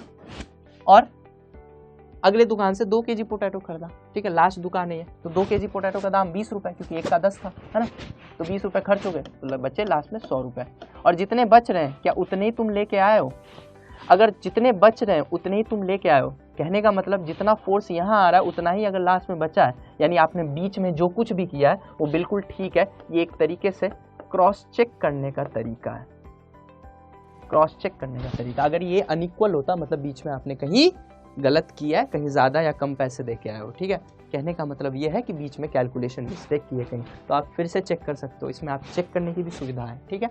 और ध्यान से देखिए बेटा, ये जो पैसे बच रहे हैं ये और कुछ नहीं है, ये आपके टेंशन ही है। 170 T1 की जगह 170, T2 की जगह 130 और T3 की जगह 120। You can solve the questions orally without drawing any MBD, ठीक। अब इसी मेथड से हम कुछ और क्वेश्चंस भी करते हैं, ठीक है। ध्यान से देखिएगा, ये क्वेश्चन एक बहुत ट्रेंडी क्वेश्चन है, स्कूल के भी एग्जाम्स में आती है, 4-5 नंबर का, ठीक है, और मेडिकल एग्जाम्स में भी आ चुकी है, ठीक है, जेई में भी है शायद, ठीक है। तो ये क्वेश्चन को अपन देखते हैं, ठीक है। इस क्वेश्चन में कैसे किया जाता है, 6 kg 3 kg पे मान लो एक नॉर्मल फोर्स लगा रही हो। नॉर्मल कौन सा फोर्स होता है, जब दो सरफेस टच में हो ना बेटा, तो टच में होने की वजह से जो धक्का लगता है, जो फोर्स लगता है, वो जो फोर्स है वो सरफेस के परपेंडिकुलर लगता है। मान लो मैं किसी को ऐसे जाके धक्का दे रहा हूँ, तो जो सरफेस टच में हो तो ये है, लेकिन जो फोर्स लग रहा है वो इसके परपेंडिकुलर लग रहा है 90 डिग्री। 90 डिग्री मतलब नॉर्मल, है ना, नॉर्मल, ऑर्थोगोनल, परपेंडिकुलर, ये डिफरेंट डिफरेंट नाम है उसके, ठीक है। तो नॉर्मल फोर्स क्यों कहते हैं, क्योंकि ये सरफेस पे नॉर्मल होता है, 90 डिग्री होता है, ठीक है। कुछ नहीं, टच में लगने के कारण, टच में रहने के कारण लगने वाला फोर्स जो कि सरफेस से 90 डिग्री बना रहा हो, उसी फोर्स को नॉर्मल फोर्स कहते हैं। वैसे हम टाइप्स ऑफ फोर्स में बहुत डिटेल में इसकी चर्चा करेंगे, लेकिन अभी ये डेमो क्लास है, सारी चर्चा कर देना पॉसिबल नहीं है। आप इतना ही सिंपल भाषा में समझिए कि किसी को अगर मैं धक्का मारता हूँ तो जो सरफेस के परपेंडिकुलर फोर्स लगता है उसे नॉर्मल फोर्स कहते हैं, सिंपल, ठीक है। अब से यहाँ से समझिए, मान लीजिए 6 kg 3 kg पे कुछ N1 नॉर्मल फोर्स लगा रहा होगा, तो न्यूटन थर्ड लॉ के अनुसार 3 kg भी 6 kg पे एक नॉर्मल फोर्स लगा रहा होगा N1, है ना। वैसे ही 3 kg 1 kg पे कुछ N2 नॉर्मल फोर्स लगा रहा होगा, ठीक है। अलग अलग बॉडीज हैं इसलिए अलग अलग मान लिया, तो 1 kg भी 3 kg पे एक इस डायरेक्शन में N2 लगाएगा, जिसका मैग्नीट्यूड्स तो इक्वल होंगे बट डायरेक्शन अपोजिट होंगे, वही मैंने किया भी है, ठीक है। अब इस पे भी लोग फ्री बॉडी डायग्राम 6 kg पे 100 और N1, ठीक है, फिर 3 kg पे N1 N2, फिर 1 kg पे N2 और 50 न्यूटन, ऐसे करके FBD लिख के कैलकुलेशन करके एक्सेलरेशन निकाला, फिर N1 निकाला, फिर N2 निकाला, पुट करके जैसे T1 T2 था वहाँ T1 T2 था, यहाँ N1 N2 है, बस इतना ही अंतर है, करके पूरा कैलकुलेशन किया। ठीक है, उसके बाद N1 N2 एक्सेलरेशन, ये सारी चीज़ें पूछी जाती हैं। ठीक है, पूछा जाता है, मान लो इसको नाम A दे दिए, इसका नाम B दे दिया, तो पूछते हैं what amount of force A is putting on B, B A पे कितना लगा रहा है, A B पे कितना लगा रहा है, B C पे कितना लगा रहा है, C B पे कितना लगा रहा है, ऐसे करके डिफरेंट क्वेश्चन बनते हैं। कुछ नहीं, N1 N2 की वैल्यूज पूछ रहा है वो, है ना, वही तो फोर्स है जो लगा रहा है ना। खैर इतना नहीं करना है, ठीक है, मैं सिंपल से अपने तरीके से चलता हूँ। एक बात तय है, तीनों चलेंगे तो साथ साथ, रुकेंगे तो साथ साथ, तीनों की एक्सेलरेशन कौन सेम होगी, दैट इज A। ठीक है, यहाँ पे वो धागा से जुड़े हुए थे, यहाँ सरफेस से जुड़े हुए, सरफेस टच में है ना, और अलग भी नहीं हो रहे। ठीक है, अब इसको मैं अपने मेथड से करता हूँ, ध्यान से देखिएगा। मम्मी ने कितने दिए, 100 रुपए, लास्ट में कितने बचे, 50 रुपए, टोटल खर्च कितने हुए, 50 रुपए, पहले 50 रुपए लिख देता हूँ। 50 रुपए में कितना केजी आलू, तुम्हारे लिए ब्लॉक है, मेरे लिए तो आलू है, 6 3 9 1 10 केजी आलू है भाई टोटल। ठीक है, 50 को मैं 10 से डिवाइड कर देता हूँ। ठीक है, तो ये एक्सेलरेशन आ गया 5 मीटर पर सेकेंड स्क्वायर। ठीक है, एक्सेलरेशन है, मेरे लिए 1 केजी आलू कितने का है ये दिया हुआ है। ठीक है, तो 1 केजी आलू भाई 5 रुपए का, 1 केजी आलू 5 रुपए का, 50 रुपए में 10 केजी, तो 1 केजी आलू 5 रुपए का। पहली दुकान से कितना खरीदा मैंने, पहले दुकान से कितना खरीदा, 6 केजी, तो 30 रुपए खर्च हो गए होंगे, तो यहाँ कितना बचा होगा जल्दी बताओ, 30 रुपए खर्च हो गए, तो 100 में से 30 घटाएंगे तो 70 बचेगा। दूसरे दुकान से कितना खरीदे, 3 केजी खरीदे, 5 रुपए का 1 केजी है, तो 15 रुपए खर्च हो गए, तो यहाँ कितना बचा होगा जल्दी बताओ, 70 में से 15 घटाओगे तो 55 आएगा। ठीक है, तीसरे दुकान से कितना खरीदे, 1 केजी आलू का दाम 5 रुपए था, तो लास्ट में 50 बचना चाहिए था।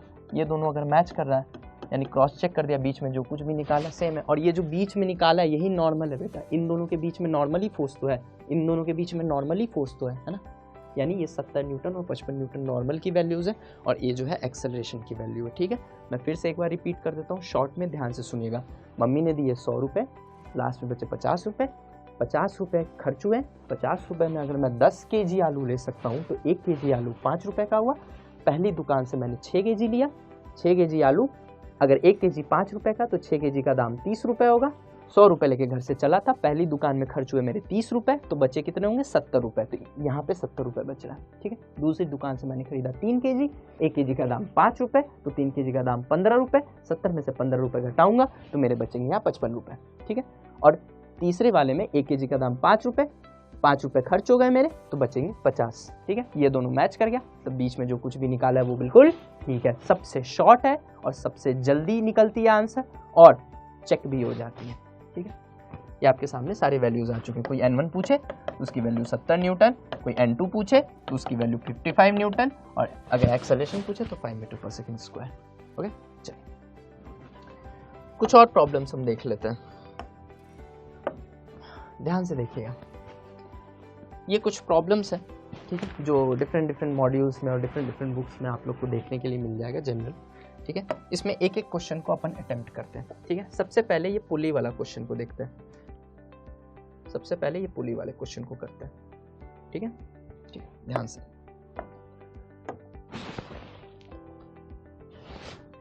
एक चीज समझना, कोई भी बॉडी हो, कोई भी बॉडी, उसको अर्थ अपनी तरफ अट्रैक्ट करती है, और उस फोर्स को फोर्स ऑफ ग्रेविटेशन कहते हैं, या ग्रेविटेशनल फोर्स कहते हैं। ठीक है, हिंदी में उसको कहते हैं गुरुत्वाकर्षण बल।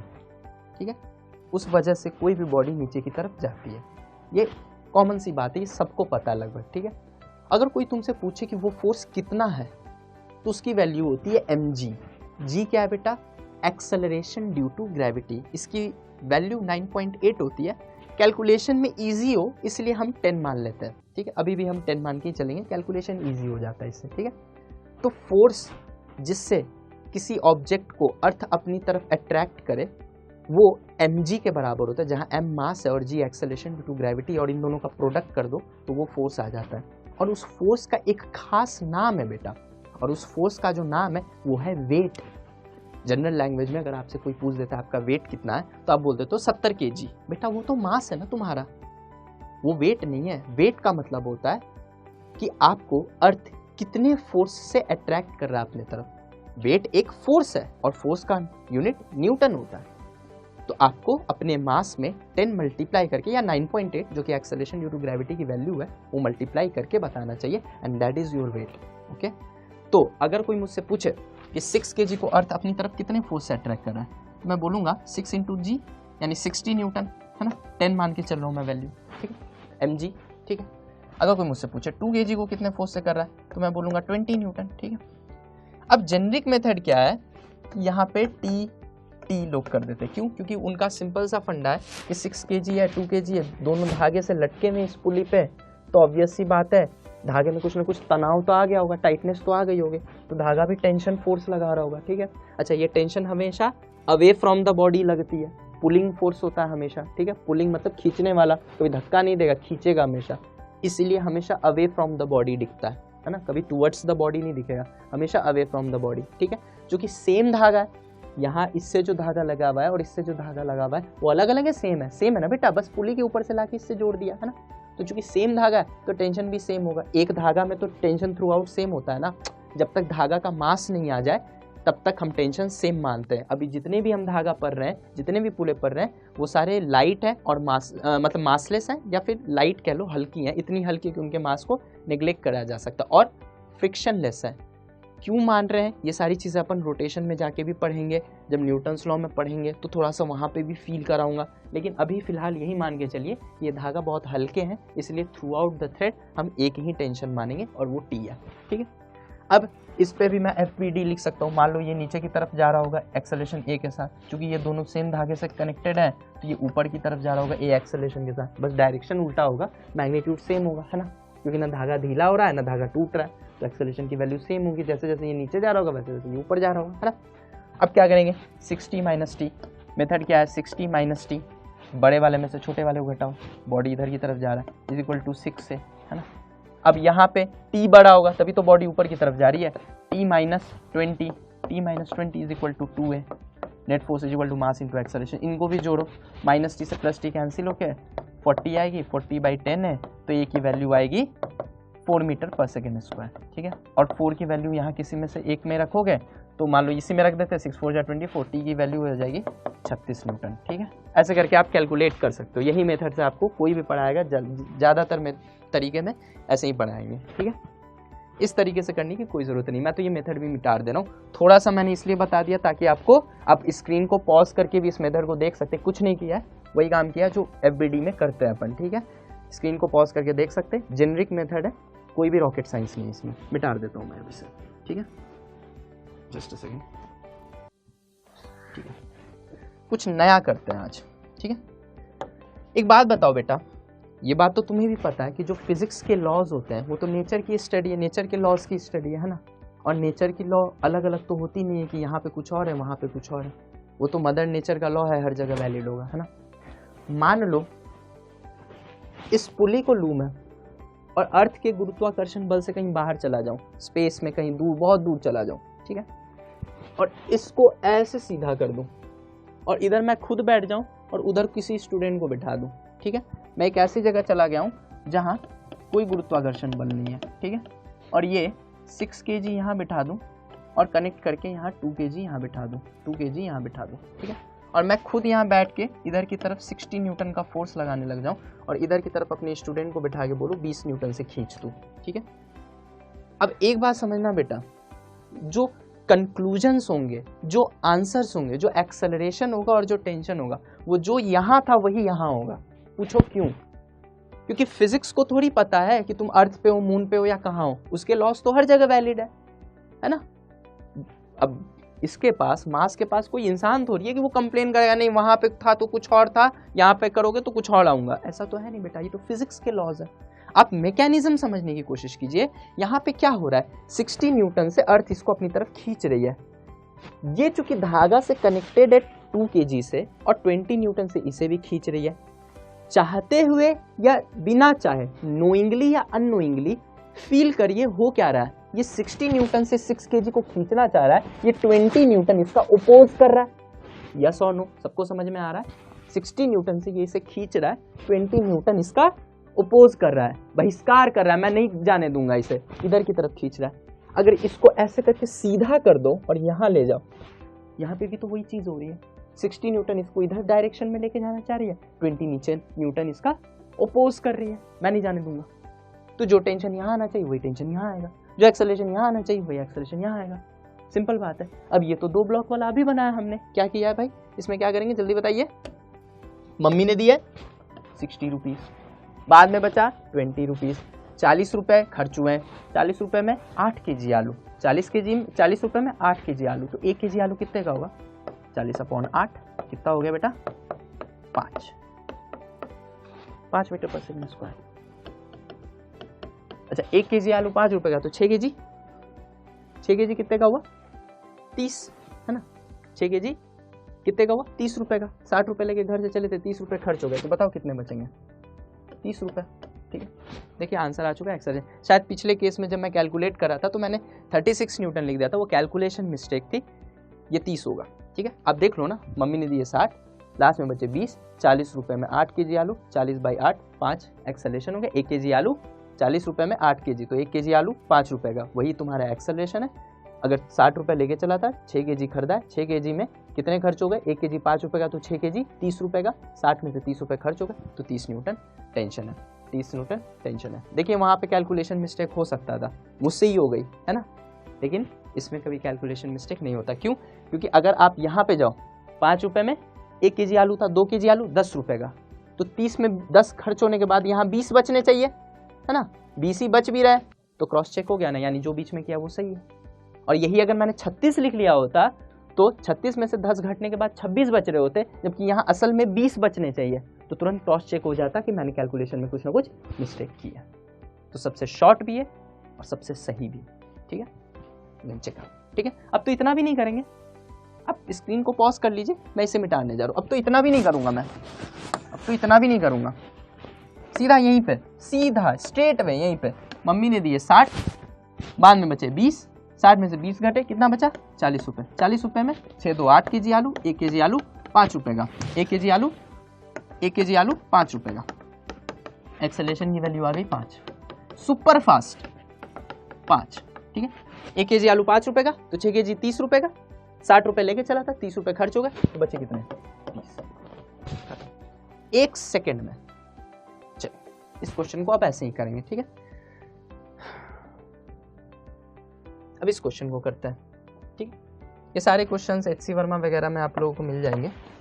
ठीक है, बहुत सारी किताबें हैं, लगभग सारे मॉड्यूल में ये क्वेश्चन मिल ही जाते हैं। यहाँ पे एक चीज़ मान के चलिएगा, अगर आप लोगों में से कोई भी फ्रिक्शन जानता है, फ्रिक्शन बेसिकली कुछ नहीं होता है, एक बॉडी अगर एक सरफेस अगर दूसरे सरफेस पे चल रहा हो, तो उन दोनों सरफेस के बीच में एक फोर्स होता है जो मोशन को अपोज करता है। तुम आगे जाओगे तो पीछे लगेगा, तुम पीछे जाओगे तो आगे लगेगा, जो तुम करना चाहोगे उसको अपोज करेगा। जिस डायरेक्शन में तुम्हारी मोशन की टेंडेंसी होगी उसको वो अपोज करता है, दैट इज कॉल्ड फ्रिक्शन। ठीक है, समझ में आया। जो रिलेटिव मोशन होता है दो सरफेस के बीच का, जो दो सरफेस के बीच का मोशन है, उस मोशन को अपोज करता है। ठीक है, वो तुम्हारी टेंडेंसी को अपोज करता है। ठीक है, उस फोर्स को फ्रिक्शन कहते हैं, हिंदी में घर्षण कहते हैं उसे। यहाँ पे हम हर जगह फ्रिक्शन को नेग्लेक्ट करके चल रहे हैं। ठीक है, क्योंकि न्यूटन लॉ के बाद टाइप्स ऑफ फोर्स में जब फ्रिक्शन बता दूंगा, उसके बाद हम फ्रिक्शन के क्वेश्चन को भी इसी में मिलाएंगे, वो भी ट्रिक से हो सकता है। देखिए एक बात समझ लीजिए, अभी जो मैं ट्रिक बताया हूँ वो कुछ क्वेश्चंस में लगेंगे, कुछ क्वेश्चंस में नहीं लगेंगे। इसका मतलब ये नहीं कि ट्रिक गलत है। जब मैं एक बार कंप्लीट चैप्टर पढ़ा दूंगा तो सारे क्वेश्चंस आपसे ओरली होंगे, इस बात की मैं रिटन गारंटी दे सकता हूँ। लेकिन इशू ये है, सबसे बड़ा प्रॉब्लम ये है कि 1 घंटे में मैं, चूंकि ये डेमो लेक्चर है, 1 घंटे में मैं सारी चीज़ें डिलीवर नहीं कर सकता हूँ।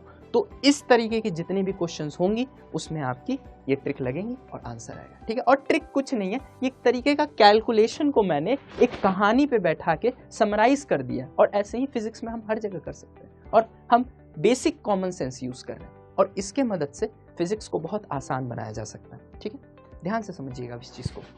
मान लीजिए नीचे के डायरेक्शन में 60 न्यूटन है, ठीक है, और इस डायरेक्शन में कोई फोर्स नहीं है। क्यों कोई फोर्स नहीं है? क्योंकि ये आगे जा रहा है, घर्षण है नहीं, फ्रिक्शन है नहीं, तो पीछे की तरफ कोई फोर्स नहीं है, और ना कोई बैठा हुआ है, ना कोई धागा है, कुछ है ही नहीं, तो भूत थोड़ी फोर्स लगाएगा, कोई फोर्स नहीं है। ऐसा तो नहीं यहाँ कोई भूत था, 0 न्यूटन।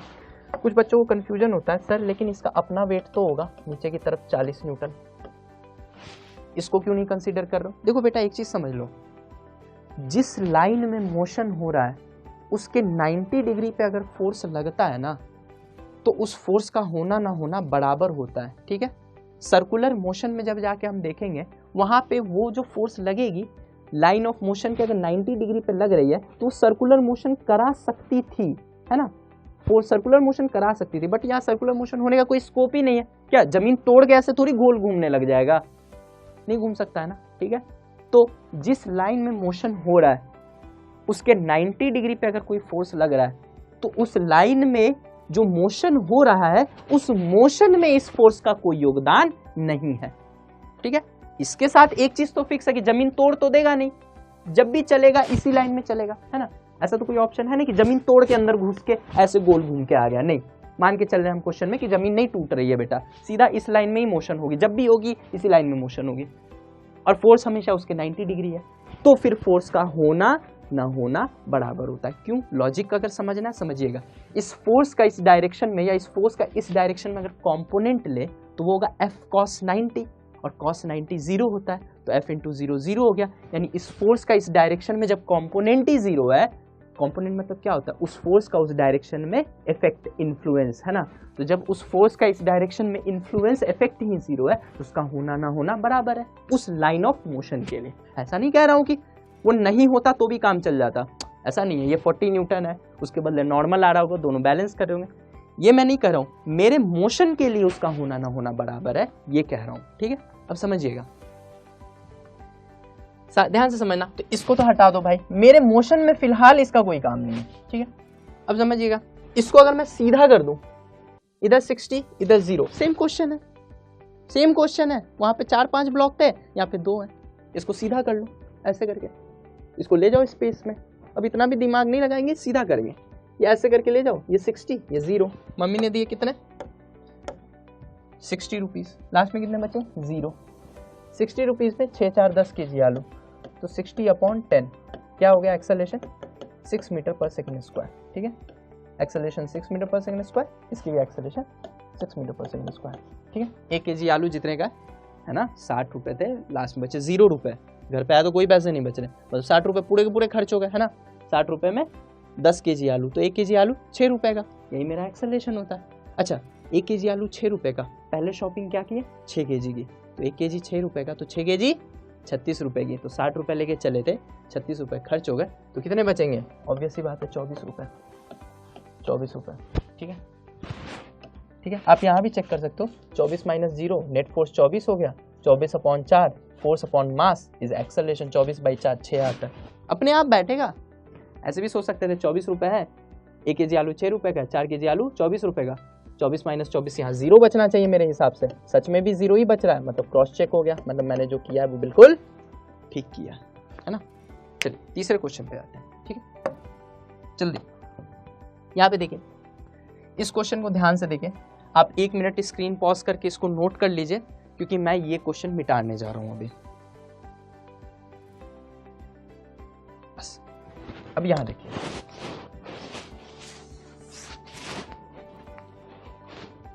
ये थोड़ा सा, ये 2 kg था बेटा, अगर आपको ना दिख रहा हो तो देखिएगा यहाँ पर, ठीक है। इस क्वेश्चन में ये 60 न्यूटन, ये 20 न्यूटन, है ना। इस क्वेश्चन को देख के अब लोग क्या करते हैं, मैं ये भी बता दूं, अलग अलग धागे हैं, तो यहाँ T1 T2 T2, फिर इस पे FBD, उस पे FBD, इस पे FBD, सॉल्व करते हैं, एक्सेलरेशन निकालते हैं, कुछ नहीं करना है, इतना कुछ नहीं करना है, ठीक है। अब सिंपल मेरे तरीके से सोचना, इसको सीधा कर दो, उधर 60 से खींच रहा है, इधर 20 से खींच रहा है ना। अच्छा, ये क्वेश्चन और सबसे पहला जो मैंने सवाल कराया था, सबसे पहला सवाल ये क्वेश्चन, इन दोनों में कुछ अलग है क्या? बस अंतर यहाँ है कि यहाँ पे 4 ब्लॉक है और इधर फोर्स लग रहा है, यहाँ पे 3 ब्लॉक है। अगर इसको मैं सीधा कर दूंगा तो 4 ब्लॉक ना होके 3 ब्लॉक है, केस सेम है ना।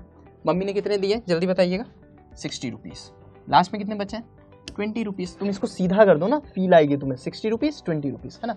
मम्मी ने दिए 60, लास्ट में बचे 20। कितने रुपए की शॉपिंग हुई है, 40 रुपए की शॉपिंग हुई है भाई। 40 रुपए में कितना केजी आलू, 6, 2 8 2 10 10 kg आलू। तो 40 रुपए में अगर 10 kg आलू है तो 1 kg आलू कितने का है? 4 रुपए का। और यही मेरी एक्सेलरेशन होती है, मतलब इस सिस्टम का पूरा एक्सेलरेशन अगर मुझसे कोई पूछे तो मैं 4 मीटर पर सेकेंड स्क्वायर बोल दूंगा। ठीक है, ये भी नीचे 4 से जा रहा होगा, ये भी इधर 4 से जा रहा होगा और ये भी ऊपर 4 से जा रहा होगा। पूरा का पूरा सिस्टम 4 से इधर की तरफ एक्सेलरेशन हो रहा है ना। इधर की तरफ 4, इधर की तरफ 4 और इधर की तरफ 4। ठीक है, बहुत सिंपल सा क्वेश्चन था ये। ठीक है, कोई पूछ दे टेंशन बता दो भाई, मेरे लिए तो बहुत आसान है। 1 kg आलू का दाम 4 रुपये। सबसे पहले यहाँ से स्टार्ट करते, 60 रुपये लेके घर से निकले थे। 1 kg आलू का दाम 4 रुपये, 6 kg का 24, 60 में से 24 घटाओ 36, ये 36 न्यूटन। 36 36 36 36 36 60। दूसरा 1 kg आलू का दाम 4 रुपये, 2 kg आलू का दाम 8 रुपये, तो 36 में से 8 रुपये और खर्च हो गए, तो यहाँ कितना बचेगा 2 kg आलू लेने के बाद? 28 28 28 28 28 28। फिर 1 kg आलू का दाम 4 रुपये, 2 kg आलू का दाम 8 रुपये, तो 28 रुपये में और यहाँ ये 2 kg खरीदने के बाद 8 रुपये और खर्च हो गए, लास्ट में क्या बचेगा? 20। ये दोनों क्या मैच कर रहे हैं? बिल्कुल मैच कर रहे हैं। तो ये क्रॉस चेक हो गया। जैसे होता है ना, सामान खरीद के आए तो मम्मी लास्ट में राशन का सामान लेके कैलकुलेटर लेके बैठती है और मैच कराती है एक एक चीज़, और लास्ट में जो पैसे बच रहे हैं उतने ही कैलकुलेटर में अगर आ रहे हैं तो तुमने सही है, या फिर कहीं ज़्यादा और कम पैसा दे के आ गए, वही कहानी है ना। लास्ट में आए मैच करा लिया, जो मेरे हिसाब से है और जो एक्चुअल में बच रहे हैं अगर वो सेम है, मतलब बीच में जो कुछ भी किया वो 100% करेक्ट है। ठीक है, ये टेंशन आ चुके हैं और एक्सेलरेशन आ चुके हैं। ओह शिट,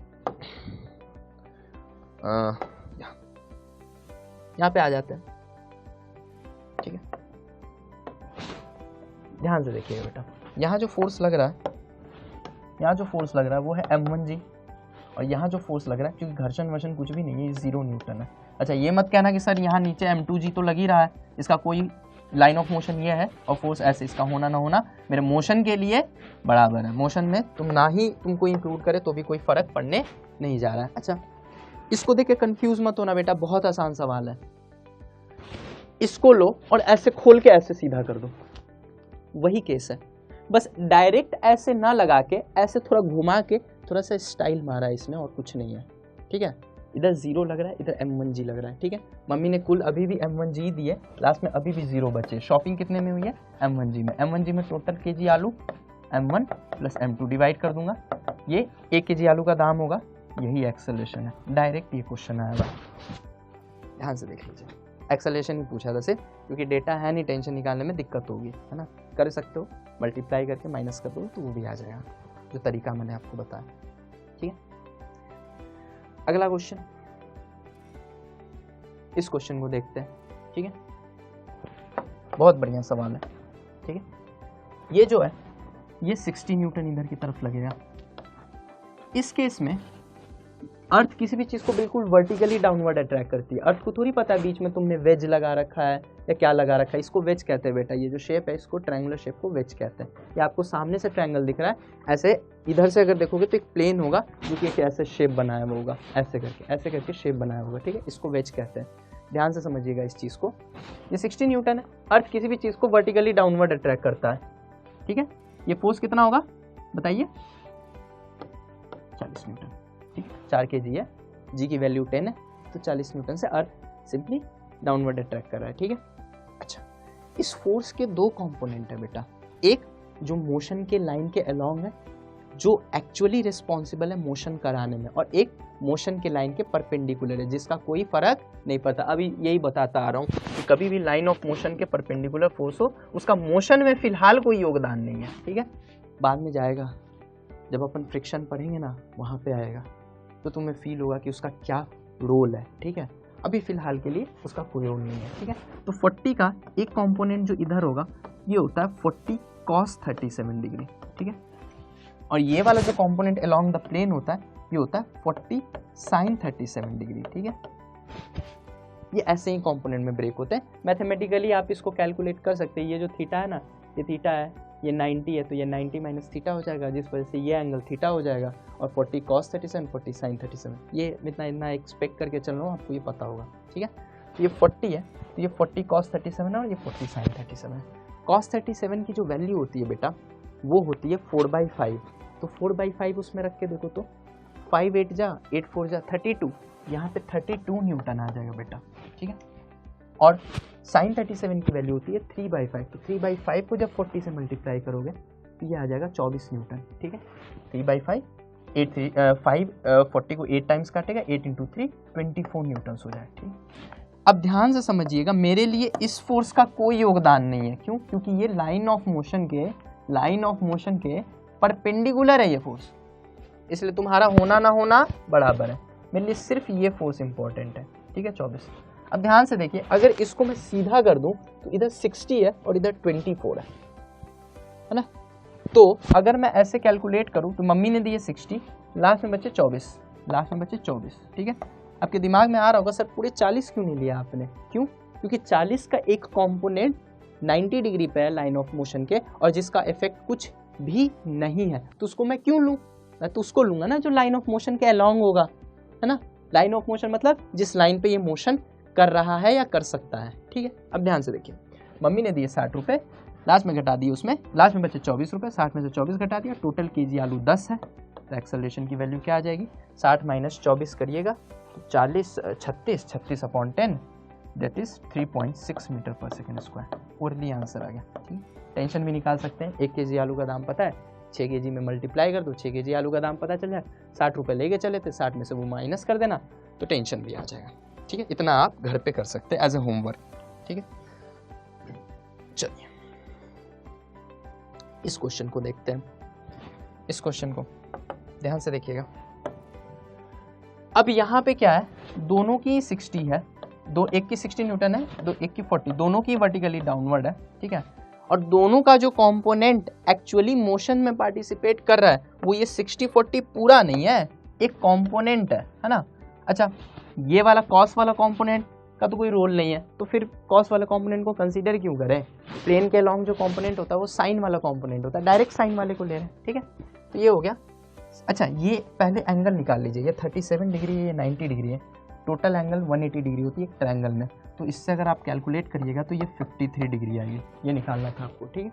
अब ये क्या हो गया, 60 साइन 53 डिग्री, ठीक है, साइन 53 डिग्री। याद रखिएगा साइन 53 जो होता है वो कॉस 37 के बराबर होता है, क्योंकि दोनों कॉम्प्लीमेंट्री एंगल से दोनों का सम 90 डिग्री है, तो एक थीटा है तो दूसरा 90 - थीटा है, दैट्स वाई साइन 53 की वैल्यू कॉस 37 होता है। कॉस 37 की वैल्यू होती है 4/5, तो 4/5 वहाँ मल्टीप्लाई करोगे तो ये आ जाएगा 48 न्यूटन। इतना तो घर में भी करके देख सकते हो, 48 न्यूटन, या फिर कैलकुलेशन अच्छा है ऐसे ही माइंड से निकाल सकते हो। कोशिश करिए जब अपन पढ़ेंगे भी थ्रू आउट ईयर, मैं कैलकुलेशन ऐसे ही थोड़ा फास्ट करवाने की कोशिश करूँगा आपसे क्लास में। पहले ट्रेन करूँगा कि कैसे होता है कैलकुलेशन फास्ट, ऐसे नहीं हवा में, पहले प्रॉपर ट्रेनिंग दूंगा, ठीक है। कुछ चीज़ें आपको सिखाऊंगा, ठीक है, कुछ टेक्निक्स सिखाऊंगा, ठीक है, ताकि आपका कैलकुलेशन फास्ट हो जाए, ताकि एग्जाम में भी देखो एक दिन में कोई वंडर नहीं होता। आपको जब हैबिट में आ जाएगा ना कैलकुलेशन फास्ट होना, तो वहाँ पे भी आप ऐसे करोगे चुटकियों में, ठीक है। चाहे मेडिकल हो चाहे IIT की हो, आपसे कैलकुलेशन बहुत फास्ट हो जाएंगे, ठीक है।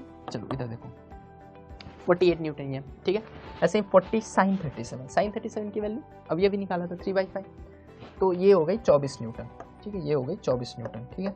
ये वाले कंपोनेंट को सोच रहे हो कॉस वाला कंपोनेंट क्यों नहीं लिया सर, वो भी होगा कॉस वॉस कुछ, इसका तो कोई रोल ही नहीं है, क्योंकि मोशन इस लाइन में हो रहा है उस पर 90 डिग्री है, मोशन इस लाइन में हो रहा है उसके 90 डिग्री है, ये परपेंडिकुलर है ना, तो इसका कोई रोल है नहीं, तो फिर लेके क्यों बेवजह का हेडेक पाले, हटा ही देते, इग्नोर कर देते। अभी फ्रिक्शन जब तक नहीं है तब तक ही, बाद में इंपॉर्टेंट हो जाएगा, उसके लिए थोड़ा सा ट्रिक अलग हो जाएगा, लेकिन होगा जरूर, आप चिंता मत करिए, आंसर ओरली ही आएंगे सारे, ठीक है। वो मेरी हेडेक है कि आपसे ओरली कैसे बनवाना है, ठीक है।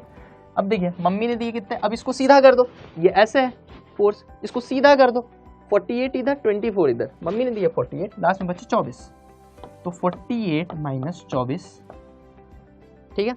इतने रुपए में आपने कितने केजी आलू खरीदा है, 10 केजी आलू, तो कितना हुआ 48 - 24 हो गया आपका 24, और 24 में 10 केजी आलू, तो 1 केजी आलू आ गया 2.4 metre per second square, and 2.4 का यानी 2.4 metre per second square would be the acceleration. मतलब आपसे कोई एक्सेलरेशन पूछे तो एक्सेलरेशन इस डायरेक्शन में होगा, ये 2.4 से इधर जा रहा है, 2.4 से इधर जा रहा है, and the value is 2.4 metre per second square, that is the answer, ठीक है। अब हमारे आज क्लास का लास्ट क्वेश्चन लेते हैं, ठीक है। इस तरह के क्वेश्चन आप जाके घर पे ट्राई करिएगा, आपसे भी ओरली बनेंगे, कुछ क्वेश्चंस जैसे मल्टीपल पुली का केस आ जाएगा या फिर पुली से कनेक्टेड पुली, ऐसे कुछ क्वेश्चंस होंगी तो वो आपसे इस टेक्निक से नहीं बनेगा, ठीक है। उसके लिए एक अलग टेक्निक बताऊंगा। जब रेगुलर क्लास में आ जाइएगा तो सारे टेक्निक्स, क्योंकि 1 घंटे में पॉसिबल नहीं है सारे टेक्निक्स सिखा देना किसी भी टीचर के लिए, तो आप जब रेगुलर क्लासेस में आइएगा तो मैं अपनी पूरी कोशिश करूंगा कि आपको मैं सारे टेक्निक सिखा दूं ताकि आपसे फिजिक्स के मैक्सिमम सवाल 90% सवाल ओरली हो जाए पेपर में, ठीक है। ध्यान से समझिएगा इस चीज़ को, ये क्वेश्चन है, ठीक है। मल्टीपल पुलिस के जहाँ फ्रिक्शन इन्वॉल्व है वहाँ नहीं होगा, बट मैं आपको इस बात को मैं बिलीव करने की कोशिश करिएगा कि आपको जब मल्टीपल पुली के मैं क्वेश्चन कराऊंगा ना तो 15-15, 20-20 पुली के भी क्वेश्चन आप पेन ऐसे साइड रखोगे, क्वेश्चन देख के ऐसे देख रहे होगे तुम क्वेश्चन और सीधा आंसर लिखोगे, बिलीव मी, ठीक है। चलो इधर देखो, इस क्वेश्चन को देखते हैं। इधर की तरफ कोई फ्रिक्शन है नहीं, ना कोई फोर्स लगा है, तो 0 न्यूटन। ये वाला 60 न्यूटन तो है सर, वेट अभी बताया, मोशन इस लाइन में हो रहा है, फोर्स इधर है, इसका होना ना होना मेरे अभी फिलहाल मोशन के लिए कोई फर्क नहीं पड़ता है ना, होना ना होना बराबर है अभी फिलहाल, ठीक है। 0 न्यूटन है, ठीक है। ये वाला कंपोनेंट कितना होगा बेटा? अच्छा यही बात है कि ये 40 न्यूटन होगा, इसके कॉस वाला लूँ, इसका साइन वाला लूँ, लेकिन एक बात मुझे सोच के बताइएगा बेटा, क्या कॉस वाला इंपॉर्टेंट है? मोशन इधर हो रहा है, 90 डिग्री पे फोर्स है, इस ये कंपोनेंट तो कोई फ़र्क ही नहीं पड़ता, बोलो हाँ या ना, है ना। तो इसलिए ये वाले कंपोनेंट से कोई फ़र्क नहीं पड़ता, सिर्फ ये वाला कंपोनेंट है, ठीक है। तो ये कितना होता है लाइन के लॉन्ग वाला? 40 साइन 37 डिग्री, 37 डिग्री दिया हुआ है। जो भी वेज का एंगल होता है, अगर मान लो थीटा वेज का एंगल है और ये फोर्स है तो एफ कॉस थीटा ये होता है और F sine theta along the plane होता है, अलोंग द ये प्लेन जो है वेज का, along the line of motion along the plane होता है, ठीक है। तो वो है 40 साइन 37। साइन 37 की वैल्यू क्या होती है? अभी निकाला था 3/5, है ना। 3/5 8 3 24 न्यूटन। अब तो डायरेक्ट ही याद हो गया होगा 24 न्यूटन होता है सर, ठीक है। अब इसको थोड़ा सा ये सब लगा के ना स्टाइल मारा है इसने, और कुछ नहीं है। क्वेश्चन देके डरना मत, स्टाइल मारने का तरीका है अपना अपना। इसको निकालो और सीधा कर दो, ठीक है। इसको ऐसे हटा के सीधा कर दो ना। ये 24 ले जाना चाह रहा है, ये 0 अपोज कर रहा है, तो मम्मी ने दिए कितने? मम्मी ने कितने दिए? 24 रुपए। लास्ट में कितने बचे? 0 रुपए। शॉपिंग कितने की हुई है? 24 रुपए की। भाई कितना केजी आलू है? 10 केजी आलू। तो 1 केजी आलू कितने का बताओ? 2.4 मीटर पर सेकंड। एक्सेलरेशन आ गया। कोई टेंशन पूछ दे, कोई बात नहीं। 1 केजी आलू का दाम 2.4, तो 4 केजी आलू का दाम मल्टीप्लाई कर देना, 24 में से घटा देना, जो आएगा वही टेंशन होगा, ठीक है। ये आप घर पे भी कर सकते हैं। कैलकुलेशन है, डेसिमल्स इन्वॉल्व है। आपको जो पेपर में आता है जनरल, वो ऐसा आता है कि कैलकुलेशन बहुत ज़्यादा टफ ना हो। क्यों? क्योंकि उनका जो पर्पस है वो आपका कैलकुलेशन चेक करना नहीं है, उनका पर्पस है कि आपको फिजिक्स आती है या नहीं आती है, आप जल्दी से जल्दी सही फिजिक्स सोच पाते या नहीं सोच पाते, सही कॉन्सेप्ट्स लगा पाते या नहीं लगा पाते, ये चेक होती है, और जिसमें आप सक्सेसफुल रहिएगा, ठीक है। तो आई hope you like the class. This was Keshav Trivedi signing out, and that's all for today. And I hope कि आपको ये क्लास अच्छी लगे। आप मुझसे डायरेक्ट इंटरेक्ट कर सकते हैं विद्या हब के प्लेटफॉर्म पे, विद्या हब के नंबर पे, और पढ़ के आप बहुत कुछ अच्छा कर सकते हो। मेरी शुभकामनाएं आपके साथ है। All the best. Thank you so much.